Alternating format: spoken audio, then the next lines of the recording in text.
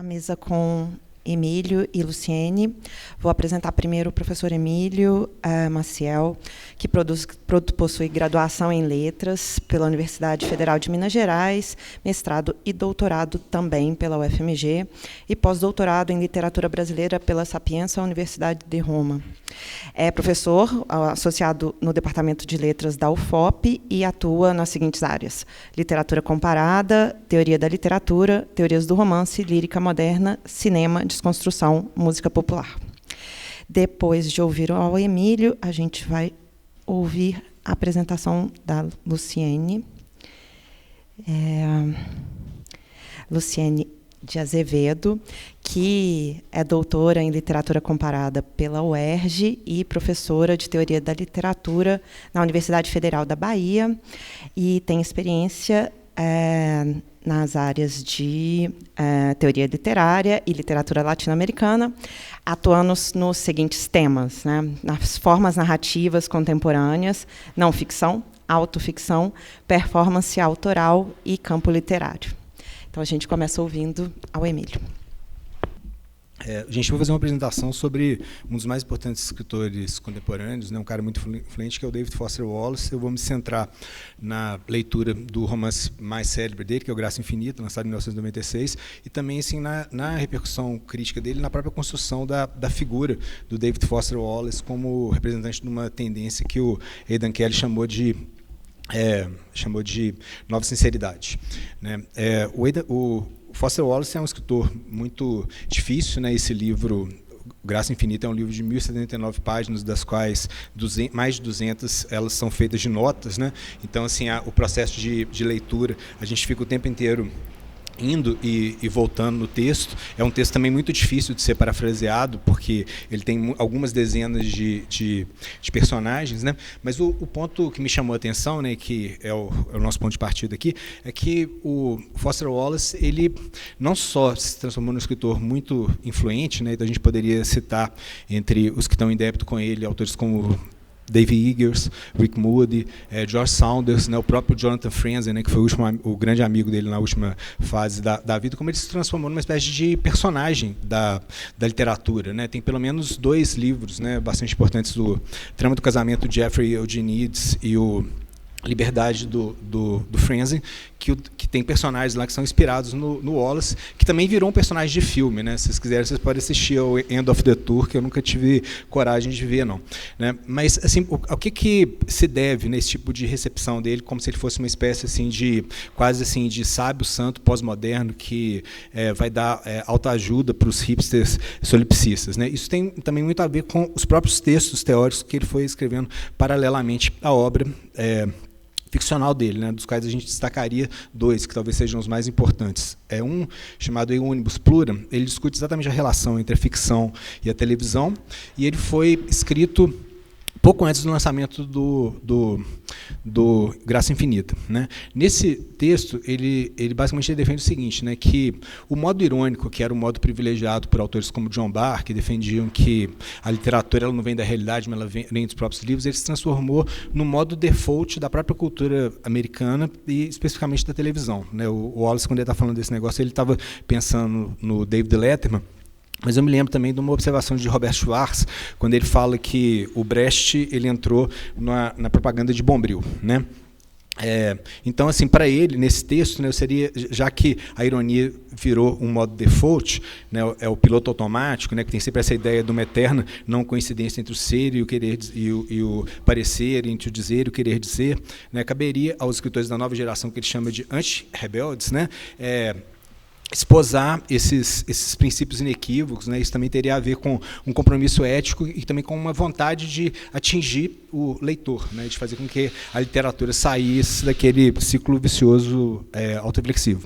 O outro texto que ele também trabalha essa questão, esse já é um texto bem mais problemático, né, e também muito mais popular, é um texto chamado This is Water, que foi um discurso para a ninfa que ele fez no Kenyon College 2 anos antes de falecer, né, que é um texto também no qual aparece essa ideia do modo default, né, mas o que ele chama de modo default piloto automático, né? Nesse texto ele defende que o modo default do sujeito contemporâneo seria essa tendência a achar que ele é o próprio centro do mundo, né? E a literatura ela estaria ligada a esse esforço, né, para esse descentramento, né? Digamos assim, a capacidade de você ter compaixão com o cara que está lá na fila do caixa de um supermercado hiperlotado, né, que é inclusive o exemplo, né, que ele dá no texto dele, né? Então, assim, esses dois textos eles meio que marcaram, né, essa figura do David Foster Wallace como essa espécie desse santo sábio, né, porque ele era um cara que era um escritor, era um cara altamente intelectualizado, só que ele também era um homem muito grande, que parecia mais um roqueiro do que um escritor, né, que usava uma bandana, né? Então assim, é como se ele tivesse, assim, num certo sentido, é como se ele funcionasse quase como essa figura de sabedoria, né? Embora o livro dele, assim, como é um livro muito difícil, também não é um livro que você pode dizer que é um livro talvez mais que as pessoas têm lá na prateleira, né, do que propriamente um livro que elas leem, né? Outro dia eu vi uma história de uma menina que faz umas coisas na internet tirando onda dele, que ela falou que a inspiração dela é que todos os caras com quem ela ficou têm aquele livro na prateleira, mas eles nunca leram até o final, né? Então, seria mais um pouco, para tentar sintetizar o que seria essa figura, né, o Pedro, no primeiro dia, né, ele falou, né, como é que o Chaplin ele conseguia unir o afeto e a ironia, né? E o Foster Wallace, ele, em vários momentos, ele bate nessa tecla, né, de que não haveria uma incompatibilidade entre o cinismo e a NVT, né? Então seria um tipo de literatura que é ao mesmo tempo muito sofisticada, mas que tem esse compromisso ético e tem esse rosto humano, né? Então a gente vai tentar aqui discutir de que maneira que isso é performatizado na literatura dele, né, e até que ponto ou não esse programa ele é realizado, né? Mas para fazer isso, gente, eu vou, na verdade, dividir a minha exposição em 3 etapas, né? Primeiro, eu vou falar de 2 críticos, né, que fazem uma caracterização do que seria essa tendência geral na qual o Foster Wallace estaria inscrito, né? Depois a gente vai fazer uma coisa que é um pouco difícil, né, que é tentar fazer uma espécie assim de paráfrase do que é a narrativa do Infinite Jest, exatamente para colocar os dados na mesa, né, para que vocês possam acompanhar o nosso raciocínio. Aí depois a gente vai pousar por 4 momentos da narrativa, que obviamente eu também não vou ler e comentar excessivamente, eu vou ler uns trechinhos só, e a maior parte eu vou parafrasear, né, então eu preciso que vocês confiem aí no meu poder de paráfrase, né? Mas assim, eu falei da nova sinceridade. Um outro sintagma que é evocado lá em relação ao DFW é a ideia do realismo histérico, né, que, na verdade, é um termo que surge numa resenha do James Wood, que ele estava fazendo um texto sobre uma Minion do Foster Wallace, né, que é a Zadie Smith. Né, com 20 e poucos anos, ela lançou o seu Dentes Brancos, né? O James Wood, quando ele fala do realismo histérico, ele reconhece o talento exuberante da Zadie Smith, né? Mas, ao mesmo tempo, ele fala assim, que no realismo histérico a literatura teria se transformado num grande parque, num grande gabinete de maravilhas que conecta tudo com tudo, né? Só que aí você tem, digamos assim, uma perda no próprio processo da construção do personagem, né? Você tem uma literatura que ela lida com vários campos do saber, porque entra microbiologia com macroeconomia, mas para o James Wood, na verdade, o santo padroeiro dessa vertente que ele chama de realismo histérico seria o Charles Dickens. E aí entra uma crítica, né, no sentido lá do M. Foster, naquela contraposição, né, do round character, né, do personagem redondo, que seria aquele cara capaz de te surpreender de maneira convincente, enquanto que o flat character é aquele cara que ele está meio que preso na sua própria compulsão, né? E isso para eles, então assim, para o James Wood haveria uma espécie assim, de uma proliferação de narrativas, mas com uma perda, né, dessa profundidade, né, que uma literatura mais realista proporcionaria. O outro crítico que eu vou citar, que também está falando do Wallace, mas aí de uma maneira menos negativa, é o Stefano Ercolino, né? No seu livro Maximalist Novel, ele pega carona lá no Franco Moretti do Modern Epic. Então ele define, ele fala, né, já começa o livro, né, contando essa história de que os romances maximalistas eles têm essa característica meio bizarra, que são livros grandes e difíceis, que acabam se transformando em best-seller, né, talvez o primeiro seja o Greatest Rainbow, do Pynchon, mas a gente poderia também citar The Recognitions, do William Guedes, 2666, do Bolano, né, Submundo e Libra, do Dom DeLillo, né? Mas, assim, sendo um romance maximalista, essa ideia assim, de que é um livro que ele tem muitas entradas, como se fosse uma espécie de enciclopédia, então tem esse problema assim, de como você vai contar a história, você meio que não sabe de onde começar. Tem essa ideia de você meio que linkar vários campos do conhecimento, né? Então, mas assim, na verdade, o grande pano de fundo, né, é uma frase, inclusive, que ele cita em 2 momentos no livro dele, é uma frase do Thomas Pynchon, né, segundo Pynchon, depois de 1959, nós, seres humanos, estaríamos expostos a uma enxurrada de informações como nunca antes na história da humanidade. Né? O David Foster Wallace, em outro momento, ele diz assim, que atualmente você é bombardeado por algo em torno de 500 mil bits de informação por dia, dos quais talvez uns 25 sejam relevantes. Né? Então, a nossa tarefa ética seria talvez identificar que 25 bits de informação que seriam esses. Mas aí, voltando para a questão da paráfrase, acho que a gente pode voltar lá ao nosso amigo bom velho Aristóteles, lá na Poética, na hora que ele fala assim, que uma boa narrativa ela tem que ser mais ou menos parecida com um belo animal, né? Porque uma boa narrativa ela não pode ser nenhuma coisa muito grande, nem uma coisa muito pequena. Né? Então, assim, um tipo de romance como o do David Foster Wallace, ele parece que ele quebra um pouco com isso. Né? Se eu fosse pegar para vocês uma analogia visual, um exemplo assim, de uma coisa que tem essa boa gestalt seria um quadro, né, que todo mundo conhece, a Santa Ceia, do Leonardo da Vinci. Você olha para aquele negócio, você pode ser um marciano, você mais ou menos já consegue identificar, pela própria configuração das pessoas nascendo, quem que é o personagem principal. Né? Tem, inclusive, uma janela, né, que ela já abre para uma paisagem natural, né, que está iluminando, né, o Cristo. Né? Que é muito diferente do tipo de desconforto que a gente sente, por exemplo, quando a gente vê um quadro de um pintor um pouco posterior ao Da Vinci, o Tintoretto, né, mais ou menos contemporâneo do Camões, no final do século XVI. Você pega, o Tintoretto é um grande pintor, mas é um cara meio cansativo, né, porque ele tem assim, dezenas de quadros da Santa Ceia, os quadros da Santa Ceia, no geral, eles estão na diagonal, e os personagens da Santa Ceia eles nem ocupam a totalidade do quadro. Né, é como se tivesse muitas coisas que estão na periferia, que elas meio que atraem o seu foco de atenção, e você meio que não sabe muito bem por onde começar. Né? Então, isso dá uma espécie de desconforto, como se você não conseguisse fazer uma passagem tranquila desse processo de apreensão para o processo de compreensão. Né? E eu acho que isso é até uma coisa também que o Ercolino destaca, né? essa ideia assim, dessa hipertrofia do periférico sobre o supostamente central. Vale dizer também que o próprio Dom DeLillo, no Submundo, ele começa também com uma bela digressão sobre o triunfo da morte do Bruegel, que toca em pontos parecidos com os que a gente está tocando aqui, né? Essa espécie dessa hipersaturação informacional que impede o próprio momento da síntese do múltiplo. Né? Mas vamos lá, vamos tentar então sintetizar esse múltiplo, tentar explicar o que é esse monstro, né, que é o livro Infinite Jest, com as suas 1079 páginas. É uma tarefa que é relativamente facilitada, se pensar que já tem uma vasta fortuna crítica a respeito do Wallace, né? Então dá para você encontrar muitos readers guide, muitas coisas assim. Né? Mas eu diria para vocês assim, que você tem basicamente 3 grandes núcleos de ação. Né? Você tem uma família, que é a família Incandensa, cujo patriarca é o James, que ele é um físico brilhante, que depois se transforma num músico de vanguarda, num cineasta de vanguarda, que faz uns filmes muito doidos. Né? E aí, num determinado momento, depois de fazer um filme que seria chamado Infinite Jest, ele suicida, ele explode a cabeça dele num forno micro-ondas. A esposa dele, a Avril, ela ajuda ele a dirigir uma escola que o James fundou, né, que é a Enfield Tennis Academy, que é uma escola que ela foi inspirada no Trivium e Quadrivium de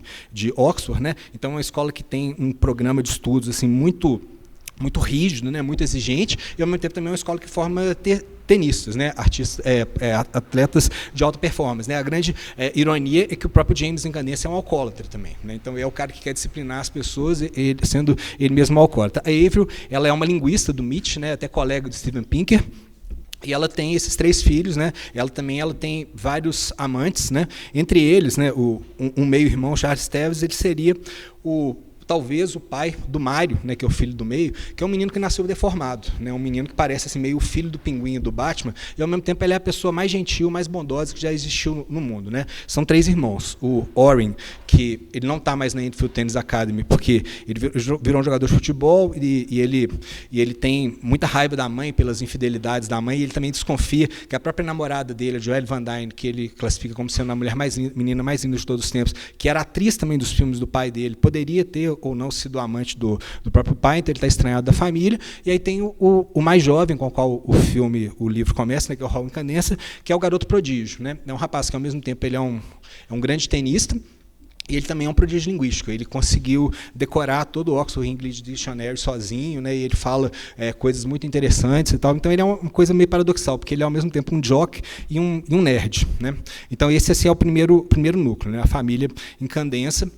nessa Enfield Tennis Academy. O outro núcleo, o personagem principal seria Don Gately, que é um cara que vai aparecer, o Stephen J. Burns chega a fazer uma comparação entre o Graça Infinita e o Ulisses, né? Assim, no Ulisses você começa com o Stephen Dedalus, né? Na telemaquia, aquela cena lindíssima dele lá na praia, e aí depois termina com esse personagem aparentemente mais simplório, que é o Leopold Bloom, ele que acende, né? E o Don Gately, ele é um viciado em Demerol, que tem um background familiar terrível, né? Porque a mãe dele ela apanhava sistematicamente do padrasto. Ele chegou a frequentar uma universidade, mas ele foi reprovado em sophomore composition, e ele também chegou a esboçar uma carreira como um promissor jogador de futebol americano, mas também largou mão, né? Então virou um viciado em Demerol, mas logo na primeira cena, né, o que se diz é o seguinte, é que ele é viciado em Demerol, mas ele não é uma pessoa violenta, ele assalta, né, os lugares e tal, e aí o grande ponto de inflexão, gente, é que vai ter uma hora que ele vai assaltar a casa de um cara lá, e ele vai acabar matando esse sujeito acidentalmente. E aí é nesse momento que ele vai parar num negócio chamado Ennet House, que é uma casa de recuperação, que ela fica exatamente na mesma colina da Enfield Tennis Academy. Ele vai para lá um pouco assim pelo remorso por ter matado uma pessoa, que não era uma coisa natural para ele, pelo fato de ele não ser uma pessoa violenta, mas também meio que fugindo da polícia. Então, esse cara ele vai seguir lá o programa, né, dos 12 passos dos alcoólicos anônimos, né, tem uma analogia com os 12 trabalhos de Hércules. Ele vai conseguir ficar muito tempo limpo, né, sem tomar nenhuma droga, até que depois ele se envolve lá numa briga, ele leva um tiro, e aí no final do romance ele está no hospital. Aí ele assim, não acredita muito em Deus, né? Ele tem aquela coisa meio pascaliana, né? Se você quer acreditar, você reza. Então ele vai fazendo aquelas coisas lá que os alcoólicos anônimos fazem, repetindo aqueles jargões, e a coisa ela começa a funcionar para ele, né? Mas depois que ele leva o tiro e que ele vai parar no hospital, ele começa a achar que talvez Deus seja um sádico, né? Porque se Deus, esse poder superior, existe, permitiu a redenção dele, né? Mas ao mesmo tempo o cara foi parar lá num lugar que ele está sentindo uma dor do caralho, e aí o que eles oferecem para ele é exatamente o Demerol do qual ele é viciado. Né? Então você tem mais ou menos umas 200 páginas assim, do livro, que está ele lá no hospital, né? Ouvindo essas vozes e meio que delirando, né? Então assim, não é exatamente uma narrativa de redenção, né, naquele sentido tradicional, pelo fato dela também terminar em aberto, né? Então assim, para além dessas duas linhas narrativas, aí você tem um miolo, que talvez seja a coisa narrativamente mais complicada, né? O Foster Wallace ele situa o livro dele alguns anos, uma década depois, né, mais ou menos, do momento que o livro é lançado, 96, que é uma coisa que ele já tinha feito no seu primeiro romance, The Broom of the System. Então a descrição que ele faz dos Estados Unidos no final da década de 2000 é o seguinte: é um país que é presidido por um cara chamado Johnny Gentle, que é um ex-cantor de Las Vegas, né, que virou presidente. Aí ele transformou assim, a América do Norte, virou a ONAN, né, a União das Nações Norte-Americanas, né, com os Estados Unidos no comando, né, e aí os Estados Unidos deram um belo presente de grego para o Canadá, que foi o seguinte: eles pegaram aquela área ali de Nova York e transformaram aquele negócio na grande concavidade, que é o grande depósito do lixo da nação, né.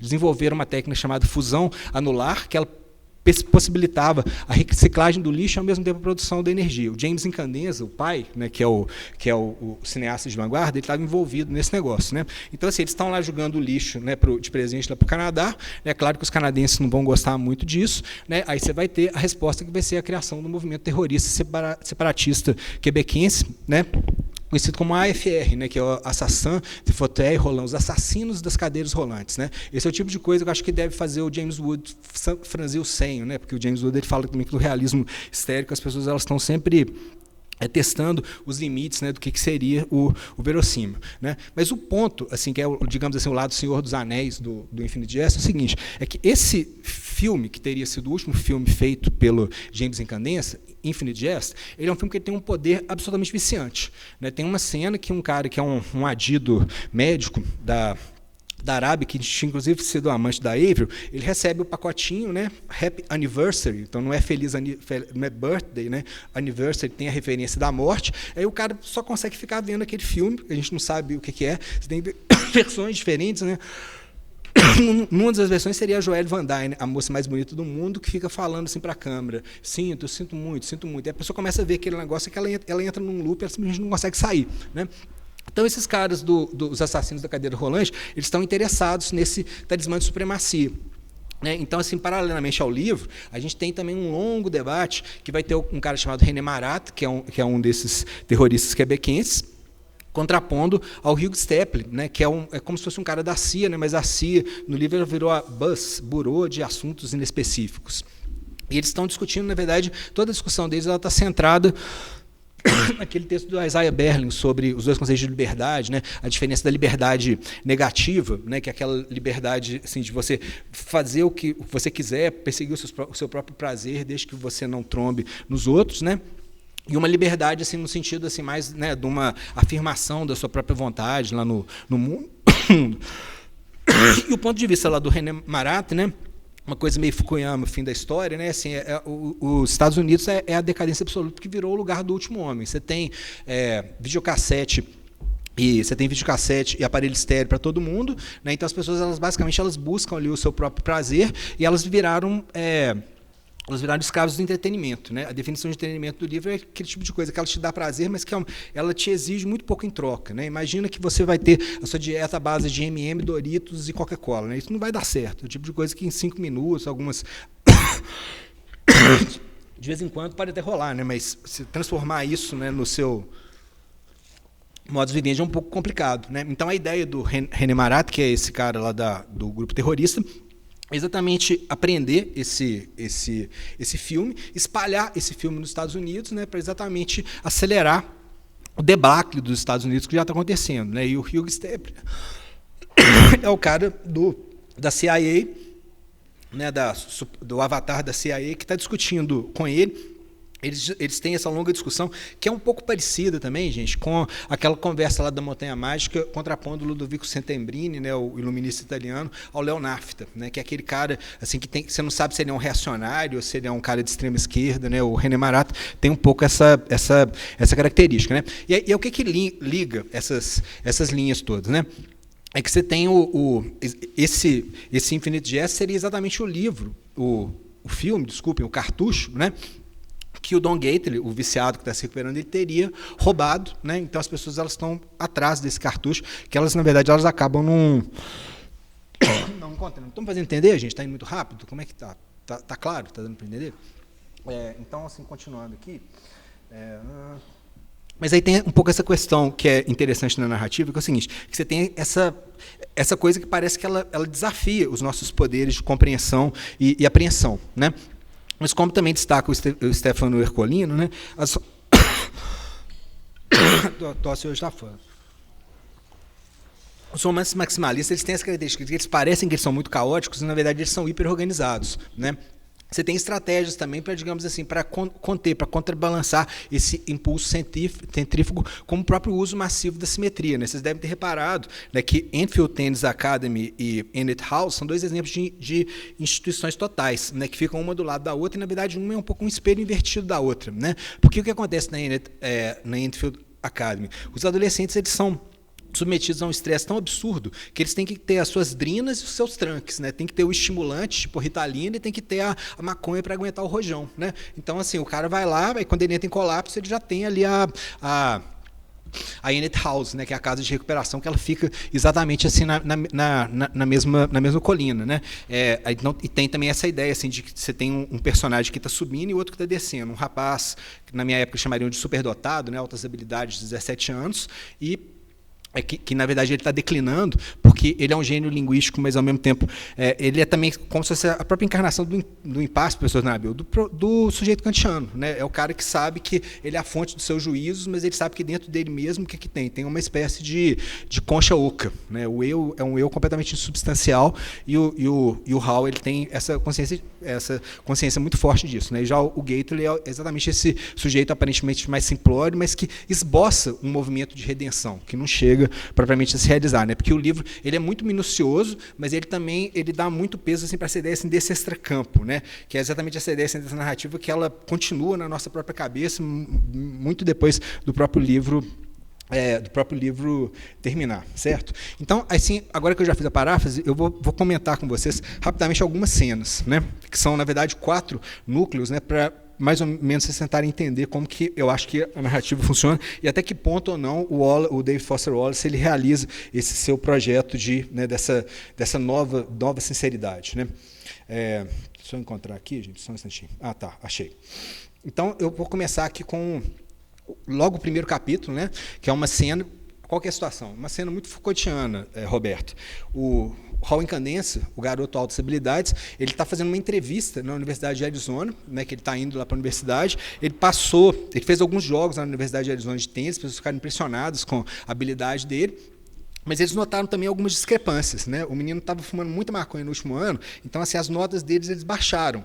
E o que tinha sido solicitado para ele seria que ele mandasse 2 redações, cujo tema seria qual é a sua experiência pedagógica mais significativa. Só que ele mandou uns negócios com o tema assim, o homem que achava que era feito de vidro, as origens neoclássicas da gramática prescritiva, a estase heróica no entretenimento televisivo. E eram umas coisas de tamanho assim, de monografias, que não era um ensaio, né, de um garoto de 17 anos. Então, a entrevista toda é isso. Os caras do comitê eles querem saber por que a nota dele ela teria baixado, né? E nessa entrevista, aí você tem o comitê de extensão, porque quem está escoltando ele é o Charles, que é o diretor da escola depois que o pai dele se suicidou, que vem a ser também, talvez, né, o pai do Mário, o amante da mãe dele, né? E o Charles está ali vendendo ele como se fosse, né, assim, o que de melhor a Enfield Tennis Academy teria produzido, né? Então, assim, a primeira cena, gente, é um monólogo em primeira pessoa do Raul Incandescence no momento em que ele vai ser entrevistado pelo comitê lá da Universidade de Arizona, só que ele acaba que ele tem uma crise de pânico e ele colapsa. Né? Então, no final, ele está sendo levado ali para o hospital. Esse é o início. E, na verdade, essa cena é a última cena que acontece na narrativa. Né? Tudo que vai vir depois está mais ou menos tentando explicar o que levou àquele resultado. Né? Então, esse primeiro parágrafo, eu vou ler só os 2 primeiros parágrafos. Na tradução do Caetano Galindo ficou assim, ó, estou sentado no escritório cercado de cabeças e corpos. Essa frase é bem captante, né? Então são pessoas, são cabeças e corpos. Não, né? Então é aquele olhar assim, o estranhamento do formalismo russo, né? Você olhar para o mundo como se fosse um extraterrestre, não são pessoas, são cabeças e corpos.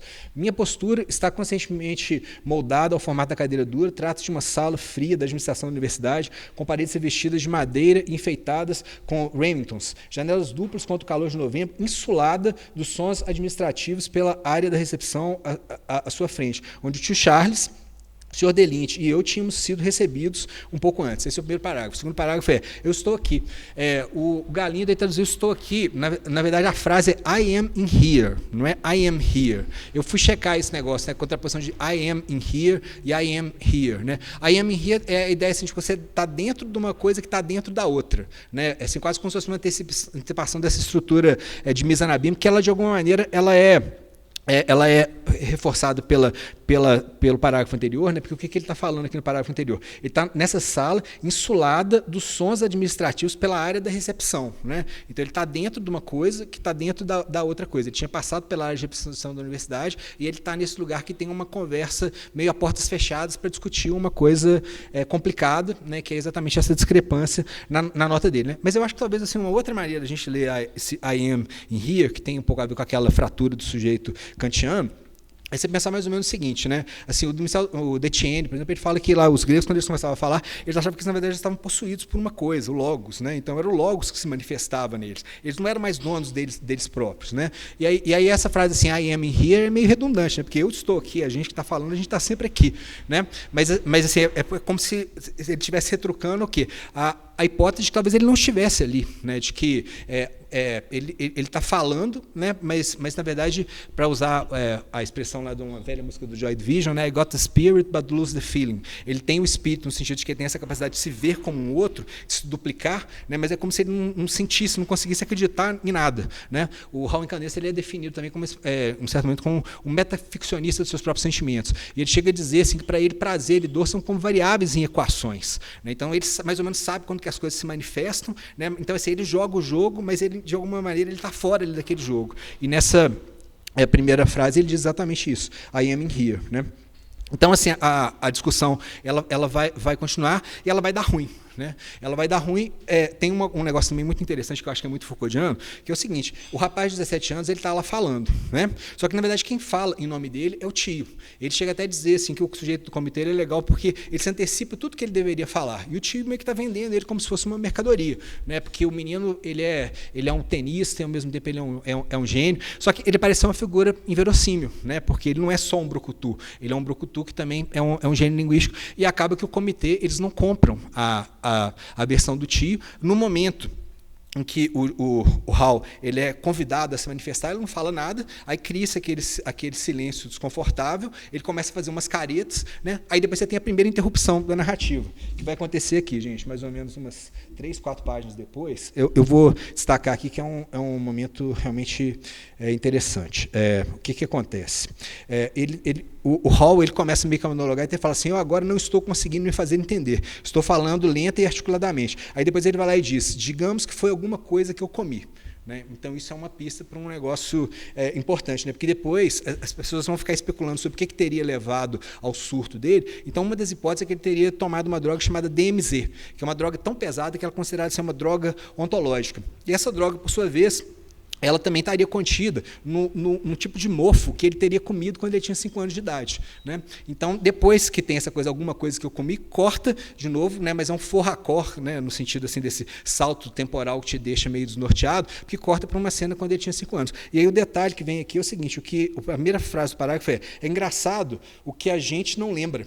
Né? Porque, então, o que vai ser relatado aqui é uma coisa que ele não lembra. Quem está falando para ele é o irmão, é o Warren, que lembrava que teve um dia que ele comeu um tufo de mofo, né? Aí a mãe dele ficou desesperada. Né? E o Warren, que é o irmão mais velho, que conta essa história para ele. Né? Então, tem esse corte, né, para esse suposto nexo causal, né, que continua ainda como uma coisa problemática, até que depois volta para ele. Então aí ele começa a falar, né? Então ele começa a dizer assim que eu não sou um brucutu, eu tenho opiniões a respeito de várias coisas, eu acho que Rousseau é apenas Hobbes num espelho mais escuro, eu acho que a influência de Camus sobre Kierkegaard, sobre Camus, é muito subestimada. Né? Então, ele acha que ele está falando, né? Mas depois o que a gente vai saber é assim, que ele começou a emitir uns sons guturais, né? Então ele teve que ser conduzido para uma ambulância, né, e para uma sala do hospital.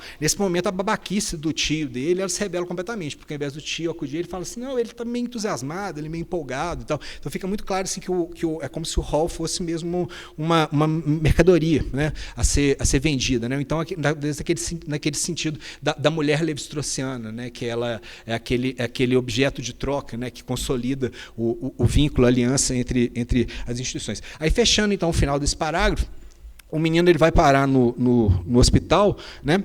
E então assim, aí no hospital ele está lá observando aquela sala, né? Aí ele percebe, né, que tem uma diferença entre o médico que vai fazer um prontuário dele e a pessoa que vai perguntar para ele, aí, qual é a sua história? Essa pessoa provavelmente é uma pessoa humilde, é um enfermeiro cubano. Daí é interessante que ao invés de ele falar que ele estava inerte, ele fala que ele lembra que no Oxford English Dictionary você tem, o que ele fala? Segundo a 6ª edição do dicionário Oxford, há 19 sinônimos não arcaicos para inerte. Né? Então, isso é um exemplo porque que ele vai falar I am here. Né? Ele está lá inerte, acabou de surtar, né?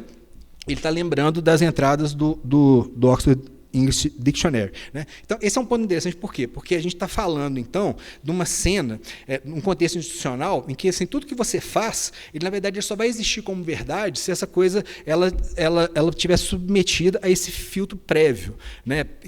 Daquilo que a instituição reconhece como sendo verossímil, como sendo aceitável. E o próprio Hall, ele não parece ser uma figura verossímil, né? Porque ele é um cara assim, meio que bom demais para ser verdade. Né?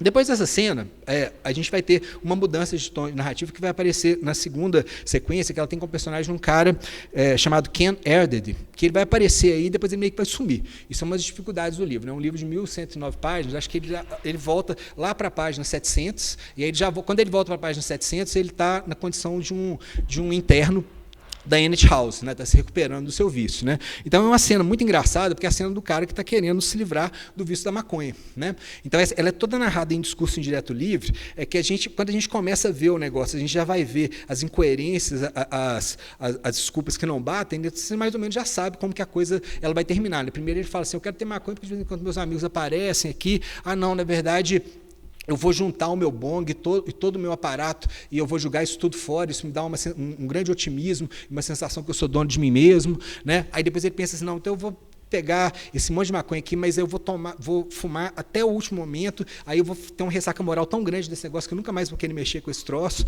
né? Só que aí quando chega assim, no final, ele vai num crescendo de ansiedade, porque ele não sabe se a moça que vai entregar para ele a maconha, ela vai chegar mesmo, ele já está esperando há 3 horas, aí ele não sabe se ele liga para ela no telefone, porque ele tem medo, se ele ligar para ela, ele pode ligar na mesma hora que ela está ligando para ele, né? E ele fica também desesperado com a possibilidade do interfone tocar, né? E aí como é que a narrativa ela termina? Ela termina com ele prensado, que nem o asno de Buridan, entre o interfone e o telefone, né? Os dois eles tocam na mesma hora, né? A gente tem um jogo metalinguístico muito interessante que pode remeter àquele célebre capítulo do Ítalo Svevo em que o Zeno está, consciência dizendo, né, que ele está tentando parar de fumar.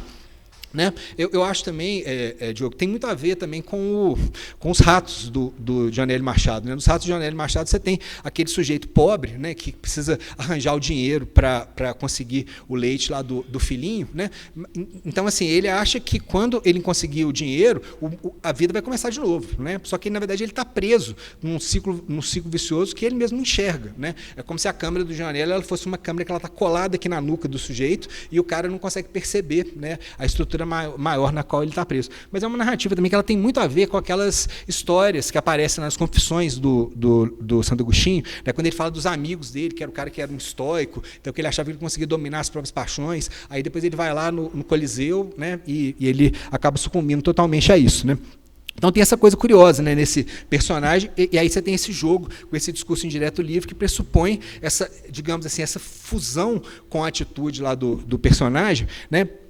E, ao mesmo tempo, também uma espécie de ironia dramática. Né? Você tem um excedente de visão, que é o que permite a gente enxergar um pouco mais do que o personagem enxerga e mais ou menos saber onde que aquela história toda ela vai terminar. A gente poderia pensar no Ken Erded também como um exemplo desse jogo de duplicações, né? Porque Ken Erded é um nome que lembra Don Gately, né? Então você tem assim, um monossílabo e depois mais 3 palavras, né? Então é como se fosse um pouco uma antecipação do próprio Don Gately, que esse é o cara que vai efetivamente conseguir derrotar o vício, mas ele vai conseguir derrotar o vício se autodestituindo, né? Ele simplesmente segue lá os 12 passos, ele não tem nenhuma confiança na sua própria força de vontade, né?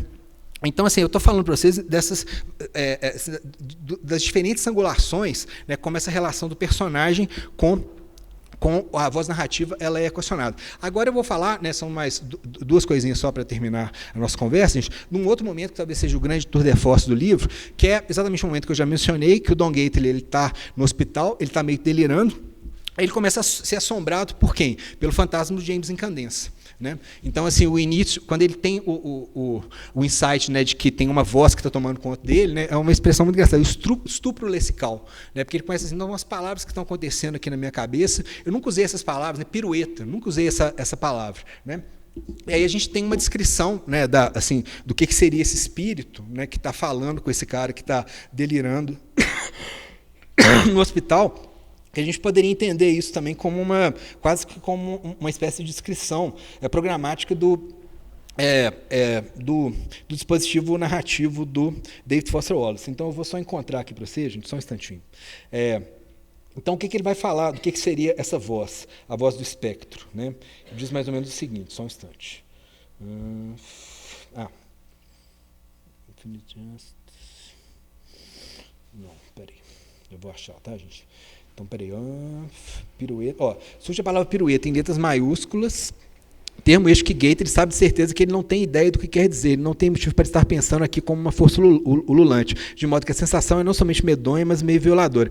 Eu lembro de um comentário de Auerbach sobre Flaubert, né, que ele fala assim, que a Madame Bovary ela jamais pensaria tão bem como está lá no Madame Bovary. Né? Então, assim, no realismo histérico tem essa ideia assim, de que você tem um personagem, mas o discurso da própria narrativa é o discurso das ciências humanas sobre o que seria aquele personagem. Né? Então, é uma voz que ela meio que está se apropriando, ela está, né, tomando conta ali do cara, invadindo a consciência dele. Né? O espírito ele é descrito como um cara assim, que tem uma força quântica, ele consegue estar em todos os tempos, em todos os lugares. Né? Então é como se fosse uma espécie de onisciência quase que inverossímil, né? Assim, porque ele consegue conectar tudo com tudo.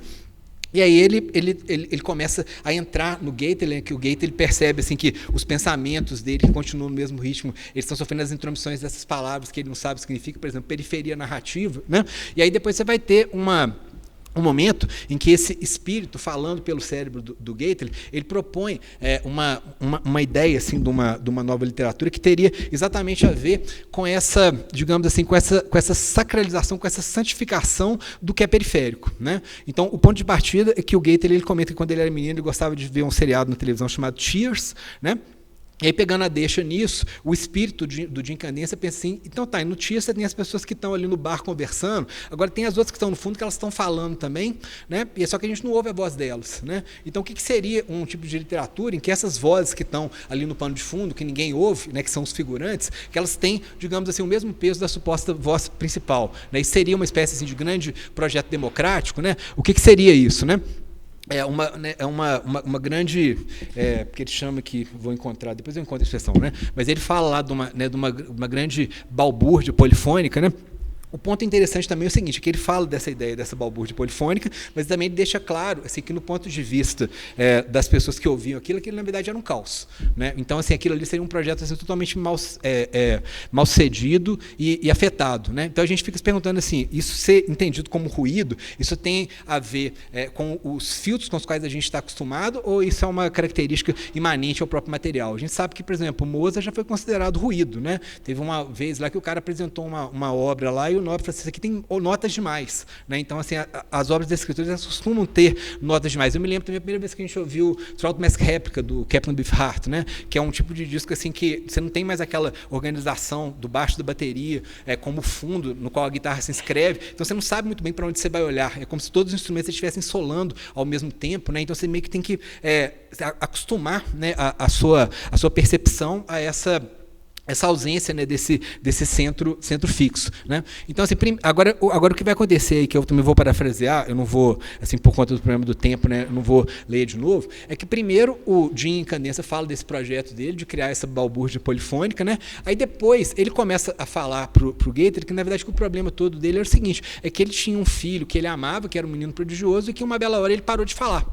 Né? Então, esse menino, que na verdade ele tinha tudo para ser o centro, né? E aí você tem uma geração de homens, né? O James Incandescent é o James Incandescent Jr. O pai dele era um cara que queria ser ator e ele deu azar de encontrar o Marlon Brando, né? Então ele teve que mudar de ramo, né? O James Incandescent, ele tem essa coisa dele ser um cientista, ao mesmo tempo ser um artista, né? Mas é um artista que faz filmes extremamente herméticos, à exceção do último, o Infinite Jest, né? Que seria o filme que ele teria chegado mais próximo de fazer uma coisa parecida com entretenimento, né? Com uma coisa que iria dar prazer para as pessoas. Não nos esqueçamos também que o subtítulo da novela, recusado do romance, recusado pelo seu editor Michael Pitt, é exatamente um entretenimento falido, né? Então, esse é um entretenimento falido porque ele não vai te dar tudo que você quer, né? E ele vai ficar meio aberto para ter que te forçar a trabalhar um pouco, né? Então, assim, nisso que eu estou parafraseando para você já percebe que tem uma espécie de uma reversão, né? Porque o artista ele está falando dessa grande balbúrdia polifônica, né? E depois ele fala que, na verdade, o problema todo é o próprio filho dele que foi relegado a esse pano de fundo, né? Então, assim, a obra que ele iria criar seria essa tentativa de comunicar com esse menino, né, que a gente não sabe se aquilo ali foi efetivo ou não, né? Então, agora, assim, para dar a última volta no parafuso dessa história toda, eu vou ler para vocês uma nota, eu vou ler alguns trechos, né, da nota 24, que é uma das mais extensas, que é a nota que vem depois do romance, né? E que ela faz exatamente a descrição, a filmografia comentada do Jim Candência, né? Aí vocês vão perceber que tem uma discrepância de tom bastante interessante, né? São vários filmes, né, que são mencionados, mas muitos desses filmes eles têm a ver com essa questão dessa espécie desse entretenimento viciante, né? O personagem começa a ver o filme, então ele esquece da vida, ele morre de fome, né? Ele se borra todo, né? Ele não quer sair ali daquela cadeira, né? O Foster Wallace também, numa entrevista, ele fala assim, é um estranho tipo de liberdade, isso de você achar que todo o seu desejo tem que ser saciado, todo o seu impulso tem que ser atendido, né? Esse tipo de liberdade, na verdade, seria a nova servidão, né, da qual os terroristas quebequenses estavam querendo se servir, né, para mandar a América para o espaço, né? Então, assim, tem uma hora aqui que ele fala de um negócio que seria um filme chamado Cage, né, Jaula, né, não por acaso, John Cage, né, o grande ícone, né, da música contemporânea. O que o filme Cage trata especificamente? Só mostrar aqui para vocês. Espetáculo gratuito, só um instante. A figura da morte controla a entrada da frente de um espetáculo marginal do circo, cujos espectadores veem artistas sofrerem indizíveis degradações tão grotescamente interessantes que os olhos dos espectadores se tornam cada vez maiores até os próprios espectadores se transformarem em gigantescos globos oculares em suas cadeiras, enquanto do outro lado da tenda do pequeno circo, a figura da vida usa um megafone para convidar os passantes a um espetáculo em que, se os passantes consentirem sofrer indizíveis degradações, podem presenciar um momento em que as pessoas comuns se transformam aos poucos em gigantescos globos oculares, né? É uma antecipação, né? Quase que uma variante, mas colocada assim no plano assim, de uma história, né? Que pode ser narrada, né? A outra... O outro filme que também tem a ver com o desinteresse, o título dele é exatamente Medusa, né? Que a gente sabe que é aquela figura que, com o olhar dela, ela paralisa as pessoas, né? Então isso também tem a ver com o Infinite Jest, né? Com esse movimento viciante. Medusa versus a Odalisca, né? Então olha aqui como é que é feita a descrição. Coreografia da luta holográfica, porque já fantasia. Hologramas móveis de duas mulheres mitológicas visualmente letais que duelam com superfícies refletoras, enquanto uma plateia de espectadores reais se transforma em pedra. Né? Então, os espectadores estão se transformando em pedra. Só que aí depois chega, então, na descrição do último filme, que é o Infinite Jest. Aí essa descrição ela tem um tom diferente, né, do que tinha acontecido aqui. Por quê? Porque aí o que a gente sabe é só do efeito que o filme produz, mas a gente não sabe muito bem assim, do que o filme trata, né? Então, assim, o filme, de todos os filmes dele, ele é considerado assim, o mais próximo assim, de uma espécie de entretenimento, né? É o último filme de Incandescência, tendo a morte de Incandescência ocorrido durante sua pós-produção. Quase todas as autoridades arquivísticas registram o filme como inacabado, nunca exibido. Alguns registram como a conclusão de Graça Infinita, na qual Incandescência também usou Psicose, né? Madame Psicose é a Joelle Van Dyne, né, ex-namorado do Oren, e assim registra um filme na produção de Incandescência no AMT. Malgrado a inexistência de qualquer sinopse ou relato de espectadores, 2 breves ensaios em diferentes volumes dos periódicos dos cartuchos do leste se referem ao filme como extraordinário, de longe a obra mais interessante e instigante. Então, assim, isso são adjetivos que não são usados para os filmes dele, né? Que são filmes assim, que teriam uma coisa tipo Hollis Frampton, né? O filme você fica filmando durante horas e horas, né? Um efeito visual, né? Então esse filme ele teria essa coisa assim dele ser diferente, né? Mas aí como que a gente responderia então a questão? Seria o Foster Wallace esse autor, né? Capaz de unir a ironia ao afeto, né? Da maneira que a imagem popular dele coloca, né? A minha resposta eu acho que é não, né? Eu diria que é não, por quê? Porque, na verdade, o que acontece? Eu acho que se tem um investimento ético aqui nesse livro, é exatamente o esforço que esse livro dá para que você o leia, né? Poderia ter um pouco a ver com o que a Luísa falou lá sobre o Henry James, dessa ideia de uma espécie de opacidade intransponível, né? Então, assim, você ser uma pessoa boa é algo que dá muito trabalho, né? Porque isso exatamente significa esse eterno esforço de centramento, essa capacidade de ir e voltar, né, de pesar qual que seria a implicação causal de cada detalhe, né, que foi destacado, né? Então, assim, você tem um movimento em direção ao outro, né, para citar Drummond, né, Pedro? Algo acaso se transmite, né? Mas a gente poderia pensar assim, nesse efeito de referencialidade como uma espécie assim, de armadilha na qual você não escapa, né? Então, assim, um compromisso ético, né? Ele estaria exatamente ligado, né, a essa ideia assim, de um entretenimento que não é meramente passivo, né? Que ele demanda esse eterno zigue-zague, esse eterno entrevir entre as 1079 páginas desse extraordinário livro. É isso aí, gente. Obrigado.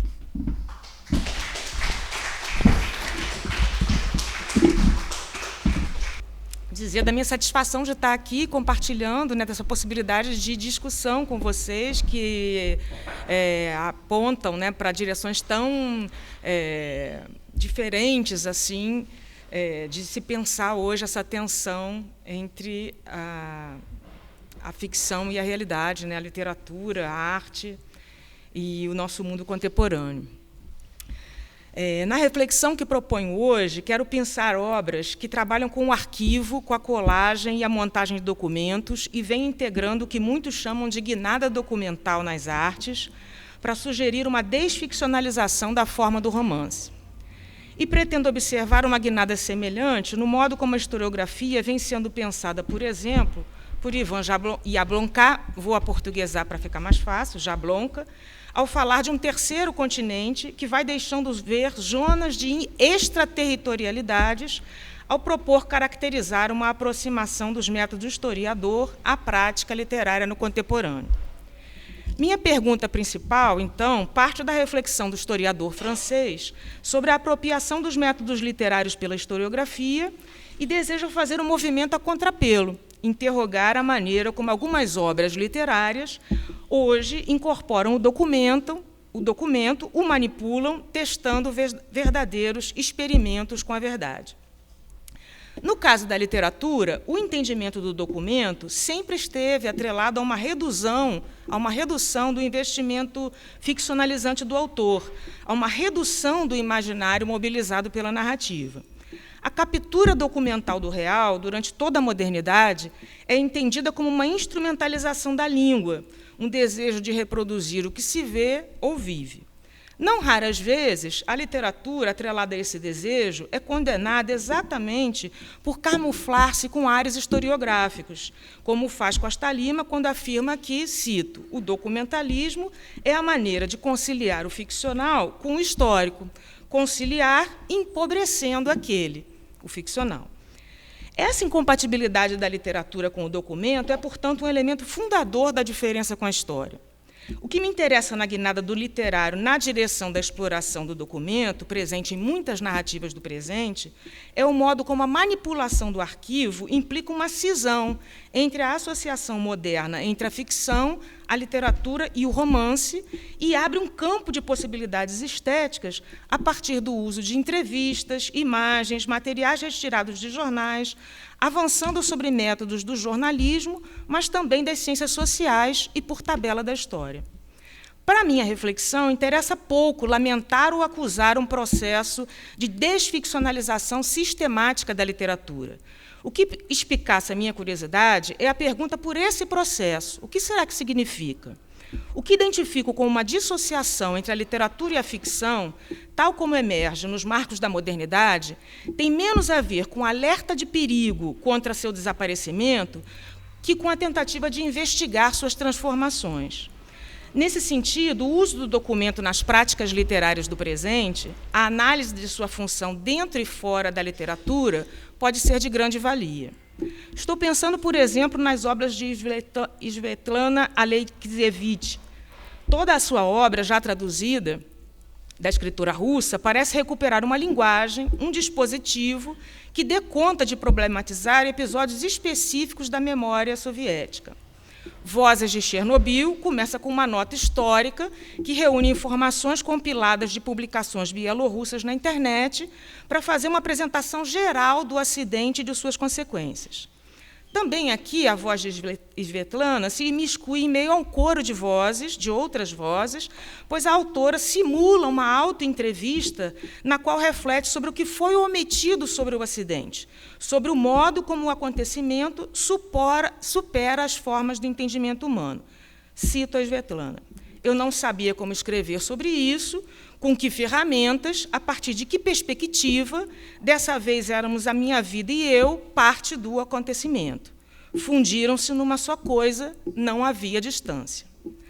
No discurso da autora, escrito para a cerimônia de premiação do Prêmio Nobel, lemos, cito, aqui não se tem o direito de inventar, deve-se mostrar a verdade como ela é. Exige-se uma supraliteratura, uma literatura que esteja além da literatura. Ouvi mais de uma vez, e ainda ouço, que isso não é literatura, que é documento. Mas o que é literatura hoje? Quem pode responder? Não sou capaz de responder ao desafio de Svetlana, mas quero me colocar aí, nessa zona de interrogações, escavar alternativas a essas perguntas decisivas e desdobrá-las em especulações. Sem se render facilmente à lógica mimética da representação do fato, essa desficcionalização, segundo a compreensão moderna, abre-se para uma outra dimensão imaginativa que toma a verdade como um problema, um desafio a ser investigado. Abandonando qualquer objetivo de reconstituir a história dos acontecimentos tal como se passaram, o investimento da autora volta-se para uma nova forma que deseja conjugar o documento, as vívidas descrições das memórias coletadas nas entrevistas e a imaginação. O modo como a montagem dos depoimentos cria conversações entre os trechos, entre o vivido e o relatado, entre a fractalidade da verdade exposta e o desastre nuclear. Minha premissa é que essa consciência de um reconhecimento maior da imaginação como indispensável ao conhecimento afeta a estabilidade dos campos discursivos que me interessam neste texto, o que chamamos de literatura e a história. Voltando-me agora para a prática do historiador, pretendo tomar como referência as proposições apresentadas por Jablonka, mais especificamente em seu livro A História é uma Literatura Contemporânea. Segundo o historiador, a conexão entre literatura e imaginação, sempre associada à ficção, no caso do Jablonka, permitiu que a história conquistasse sua autonomia intelectual e institucional, atribuindo ao trato com o documento uma especificidade irrevogável da prática historiográfica. Mesmo rejeitando o panficcionalismo, Jablonka reconhece que o historiador inventa os fatos, inventa entre aspas, na medida em que os pesquisa, os estabelece, os seleciona, os ordena e os hierarquiza, os liga em cadeias explicativas. E essa consciência que pode se transformar em método para expandir o trato com o rigor documental, sem negá-lo. Como? Jablonka defende que essa consciência dá ao historiador a liberdade de investir em uma prática ensaística para imaginar o que o documento não mostra e desvelar o comprometimento do historiador com o material que analisa. Segundo Jablonka, o que ele chama de literatura do real é marcada por essa inteligibilidade.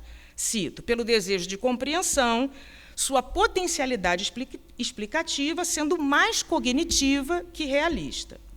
Vamos voltar para a literatura, para uma obra publicada em 1971, é o livro de Helena Poniatowska, La Noche de Tlatelolco. O livro pode ser considerado uma expansão do procedimento de Svetlana, pois é um compilado de trechos de entrevistas, matérias jornalísticas, registros hospitalares, canções de protesto, palavras de ordens e poemas. Aqui, a diversidade de materiais é maior, mais heterogênea, mas toda a documentação versa sobre o fato que é reconstruído para o leitor de forma fragmentada. Trata-se da representação de manifestações estudantis que ocorreram entre os meses de junho e outubro de 1968 e que culminaram no massacre de manifestantes ocorrido na Plaza de las Tres Culturas, em Tlatelolco, no México, em virtude da violenta repressão da polícia aos estudantes. No livro de Poniatowska, todas as fontes estão identificadas. As iniciais da autora mexicana aparecem em meio aos fragmentos e o texto de divulgação da contracapa também faz menção ao fato de que o procedimento é o da escuta do documento, pois afirma que, cito, este é um livro que será escutado mais que lido.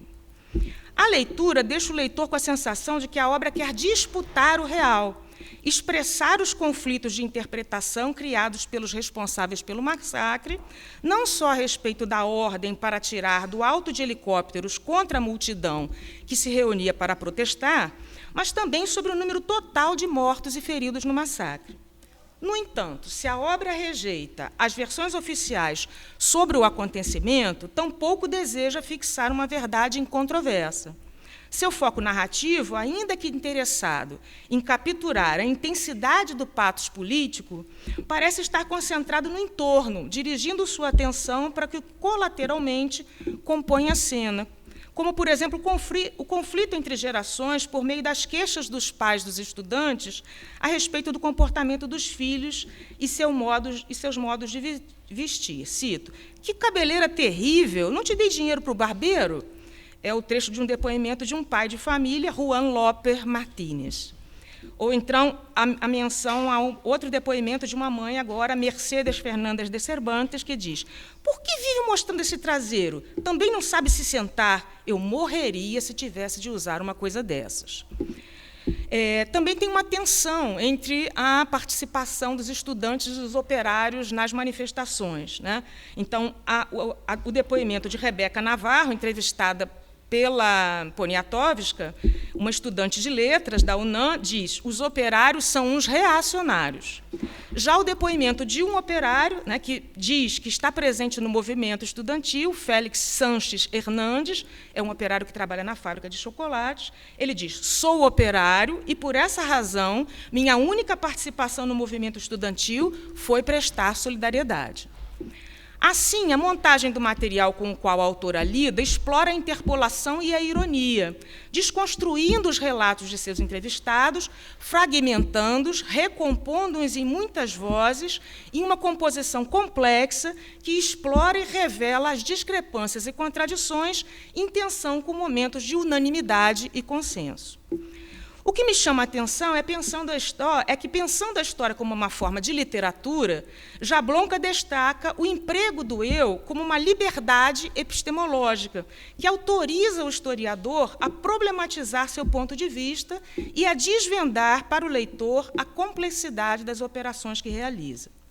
Mas no livro de Poniatowska e também nas obras de Svetlana, comentadas aí há pouco, as autoras estão presentes de forma quase impessoal, para compor um coro de vozes com as quais compartilham a experiência reconstruída com o auxílio de inúmeros documentos. Tampouco podemos dizer que há uma narração explicitamente estruturada, pois aí parece vigorar um procedimento criticado por Jacques Le Goff ao analisar as práticas novicentistas do historiador, já que tanto Svetlana quanto Poniatowska mantêm-se fiéis o mais próximo possível dos textos, diz, né, Le Goff, criticando essa prática historiográfica do século XIX. Então, elas mantêm-se fiéis o mais próximo possível dos textos que manipulam. Ressalta essas características, pois Jablonka define a prática contemporânea do historiador como aquela que torna indistinta o investigador e sua investigação. Segundo ele, esse procedimento é um instrumento poderoso da inteligibilidade, pois o desvelamento para o leitor do modo como desenvolve seu argumento engloba e aperfeiçoa a mimese nas palavras dele. Mas, no caso das obras aqui mencionadas, as autoras surgem no papel de editoras do material documental com o qual lidam, criam uma opacidade, aumentam a carga semântica do que apresentam, complexificam o sentido, o que impede uma inteligibilidade imediata, embora as palavras sejam claras e os detalhes objetivos. Tampouco há aqui qualquer comentário ou especulação, ou mesmo imagens metafóricas. Assim, o discurso sobre o documento é inteiramente implícito. Dessa maneira, a obra de Poniatowska ela pode servir como um bom contraponto para pensar as proposições de Jablonka ao afirmar que a história é uma literatura contemporânea. O historiador francês defende que o processo de pesquisa deve emergir na superfície do texto da história. De certa forma, La Note de Tlatelolco deixa ver de forma crua esse trabalho de composição, o resultado de seu recorte cole de um amplo arquivo documental. Sem acreditar na força positivista do documento como prova, as narrativas documentais elas privilegiam o que pode ser ouvido na falha, no salto entre os fragmentos, por meio da forma de sua organização. Embora o historiador também esteja atento a essas falhas, às insuficiências do documento, não pode explorar sua falha a não ser por meio da elucubração, usando a forma do ensaio para imaginar o que o documento não mostra e aceitar essa decepção. Estou aqui fazendo uma paráfrase do que Jablonka chama, né, de uma nova, a história como literatura contemporânea, uma nova prática historiográfica para ele. Em um projeto de escrita documental ao estilo de Svetlana e Poniatowska, o caráter deceptivo da insuficiência do documento e, por tabela, daquilo que poderia ser estabelecido como verdadeiro por meio da investigação, ela é uma brecha capaz de provocar no leitor uma experiência de participação, colocando-o no centro da trama, exigindo dele as costuras possíveis para reimaginar o acidente nuclear, o massacre de estudantes, seus absurdos, suas contingências e também cada uma das posições dos sujeitos que as testemunharam e a persistência de suas consequências para a história no presente da leitura. Mas considerar o uso do documento como uma âncora da forma para a prática literária não significa também considerar que a literatura, nesses casos, abandonou a ficção? Aqui eu gostaria de fazer um parênteses e apresentar a noção de umbral mínimo de ficção, que é uma expressão utilizada pela dramaturga argentina Bibi Telas, criadora de uma prática teatral que ela designa como biodrama. Os biodramas são experimentos biográficos documentais que valorizam as experiências pessoais a partir de sua teatralização. O experimento de Telas começa com a moldura teatral que a própria dramaturga dá a uma conversa entre sua tia e sua mãe, personagens de si mesmas, e que aparece representada no estúdio de trabalho da diretora, enquanto ambas manipulam fotos de família e recontam histórias pessoais diante da presença de um pequeno público. Para a dramaturga, o biodrama é uma espécie de teatro documental, cito, trabalha em uma zona na qual a ficção é mínima e o real ocupa a maior parte do cenário. Me interessa explorar a ideia de uma zona mínima de ficção, porque é aí, nesse espaço, nessa zona de extraterritorialidade, que é uma expressão do Jablonka, que se evidencia com mais força a transformação discursiva da história e da literatura. Apoiando-me no argumento de Jablonka, considero que essa zona mínima de ficção, no caso das literaturas do real, tal como caracterizadas pelo historiador francês, caracteriza-se pela abertura para a legitimação de um espaço especulativo que não se conforma com as limitações do documento ou do conhecimento de uma suposta verdade, mas que, sem descartar o documento ou o compromisso com essa verdade, procura expandi-los, criticá-los. No caso das narrativas documentais de que trato, essa zona mínima de ficção ela se estabelece sobre o deslizamento que se opera na exposição do próprio documento, na direção de um apelo ao fato. Sem que essas obras demonstrem qualquer nostalgia por um naturalismo datado aos moldes da sentença de Jorge Amado no prefácio a Cacau, que apregoa para o romance um mínimo de literatura para um máximo de honestidade, esses experimentos revelam um desejo de reencenação da realidade a partir de um ângulo particular que torna frágil a relação da literatura com a ficção, colocando a literatura, mais uma vez, em uma zona instável. Por isso, o pensamento de Jablonka é tão interessante para mim ao propor uma aproximação das fronteiras epistemológicas entre a história e a literatura. Mas é também na leitura desse gesto que nascem as minhas inquietações. Apesar de concordar e de reconhecer a imensa e inovadora contribuição de Jablonka para as discussões sobre os campos discursivos da história e da literatura, me causa estranheza o modo como ele parece descartar com alguma pressa uma verdadeira oportunidade de pensar a zona de extraterritorialidade, a reterritorialização desses campos discursivos, se pensamos em obras que utilizam o documento bruto, um processo judicial, um conjunto de entrevistas, material de arquivo, trechos de diários, cartas e tantos outros, manipulado como uma montagem que constrói um coro de vozes quase sempre dissonantes sobre um determinado acontecimento histórico. Ao comentar, por exemplo, obras como Testemunho, de Charles Resnikov, e A Batalha, de Alexander Klug, cujos modelos de construção são muito próximos aos de Svetlana e de Poniatowski, que comentei aqui brevemente, Jablonka aplica a estes exemplos sua ficção de método. A presença da primeira pessoa e a exposição do método de construção do pensamento pelo autor para descartá-los. Cito, Resnikov está ausente porque é estrangeiro ao drama. Ao relatar tal qual a palavra pronunciada diante dos juízes, ao recusar-se a comentá-la ou colocá-la em perspectiva, Resnikov ousa uma experiência radical. O arquivo basta a si mesmo. Do ponto de vista literário, é um êxito, mas do ponto de vista epistemológico, é um engano. Estou citando a tradução brasileira, mas no original é l'heure. Minha pergunta a Jablonka tem a ver com o fato de que é aí, nessas obras, em que a zona de extraterritorialidade é efetivamente ativada e posta à prova. Aí, a literatura não é necessariamente o reino da ficção. Ela aceita, às vezes, ultrapassa os modos de investigação das ciências sociais e reformula a maneira como lida com o real. E a mim interessa especialmente investigar essa ultrapassagem. Por isso, não posso deixar de notar que é nesse limiar que o argumento de Jablonka parece recuar no propósito de explorar as potencialidades das ciências sociais e da literatura quando elas aceitam encontrar-se.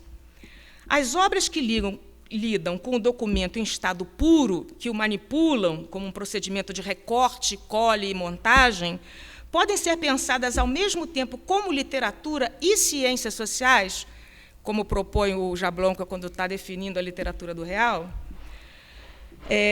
Por que não é possível pensar esses experimentos radicais como verdadeiras formas piratas, e a expressão é do Jablonka, né, cuja natureza histórica e literária é indecidível? E o que precisamente sugere Jablonka quando afirma que a história é uma literatura contemporânea? O que Jablonka chama de uma história criativa é uma forma de elaborar uma alteração no estatuto discursivo da história. É pelo que chama de texto-pesquisa, pela literatura de investigação que Jablonka se interessa. Há duas premissas básicas interligadas que sustentam seu argumento. Para ele, a ficção não é mais constitutivamente literária. Assim, por tabela, o território da literatura pode ser franqueado ao historiador. A história pode se tornar, cito, uma possibilidade de experimentação literária.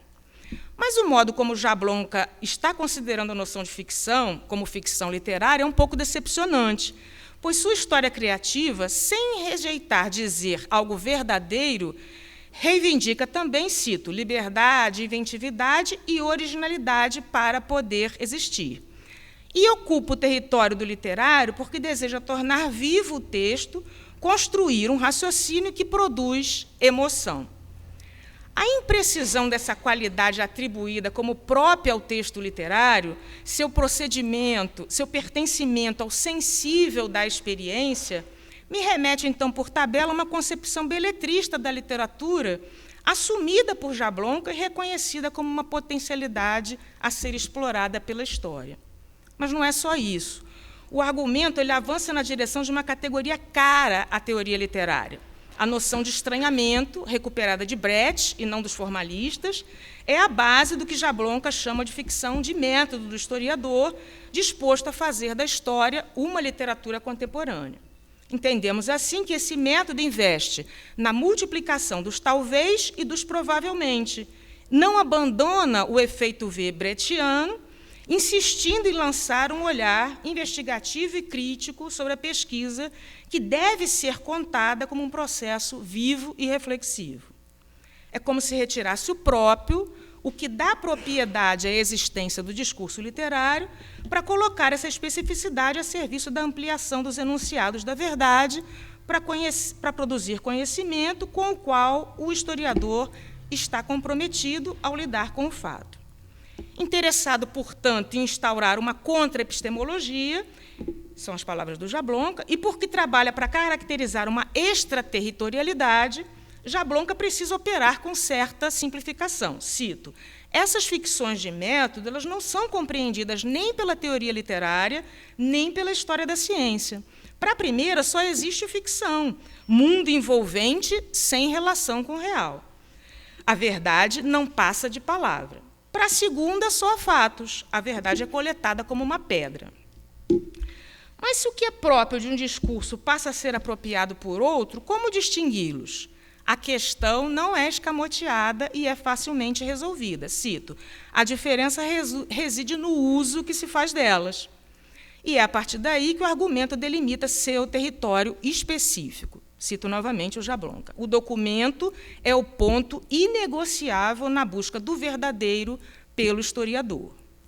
Uma possibilidade de resposta à minha inquietação diz respeito ao fato de que, advogando a extraterritorialidade da história, Jablonka reforça uma divisão reducionista, quase caricatural da ficção como lúdica, prazerosa, em sua inércia, estou citando o Jablonka, o que parece apenas confirmar os equívocos que reafirmam uma condição parasitária da literatura em relação à própria história, já que são as ficções de método da prática historiográfica as responsáveis pelo investimento na hipótese, no conceito, na expressão de um problema, no encadeamento do raciocínio, que, segundo Jablonka, são partes da tarefa do historiador.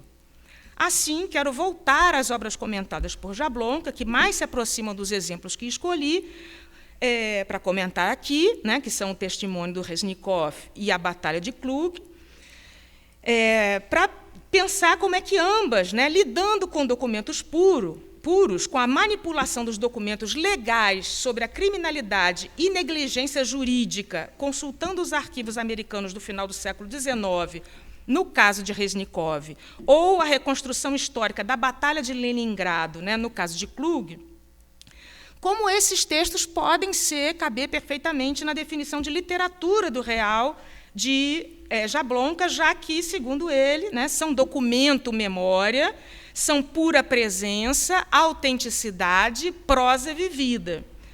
Por que, então, a admoestação aos exemplos, ao modo como os autores lidam com o documento memória?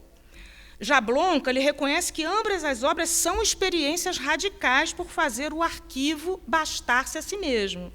No entanto, em sua opinião, os livros podem ser bem-sucedidos como literatura, mas são um engano do ponto de vista epistemológico.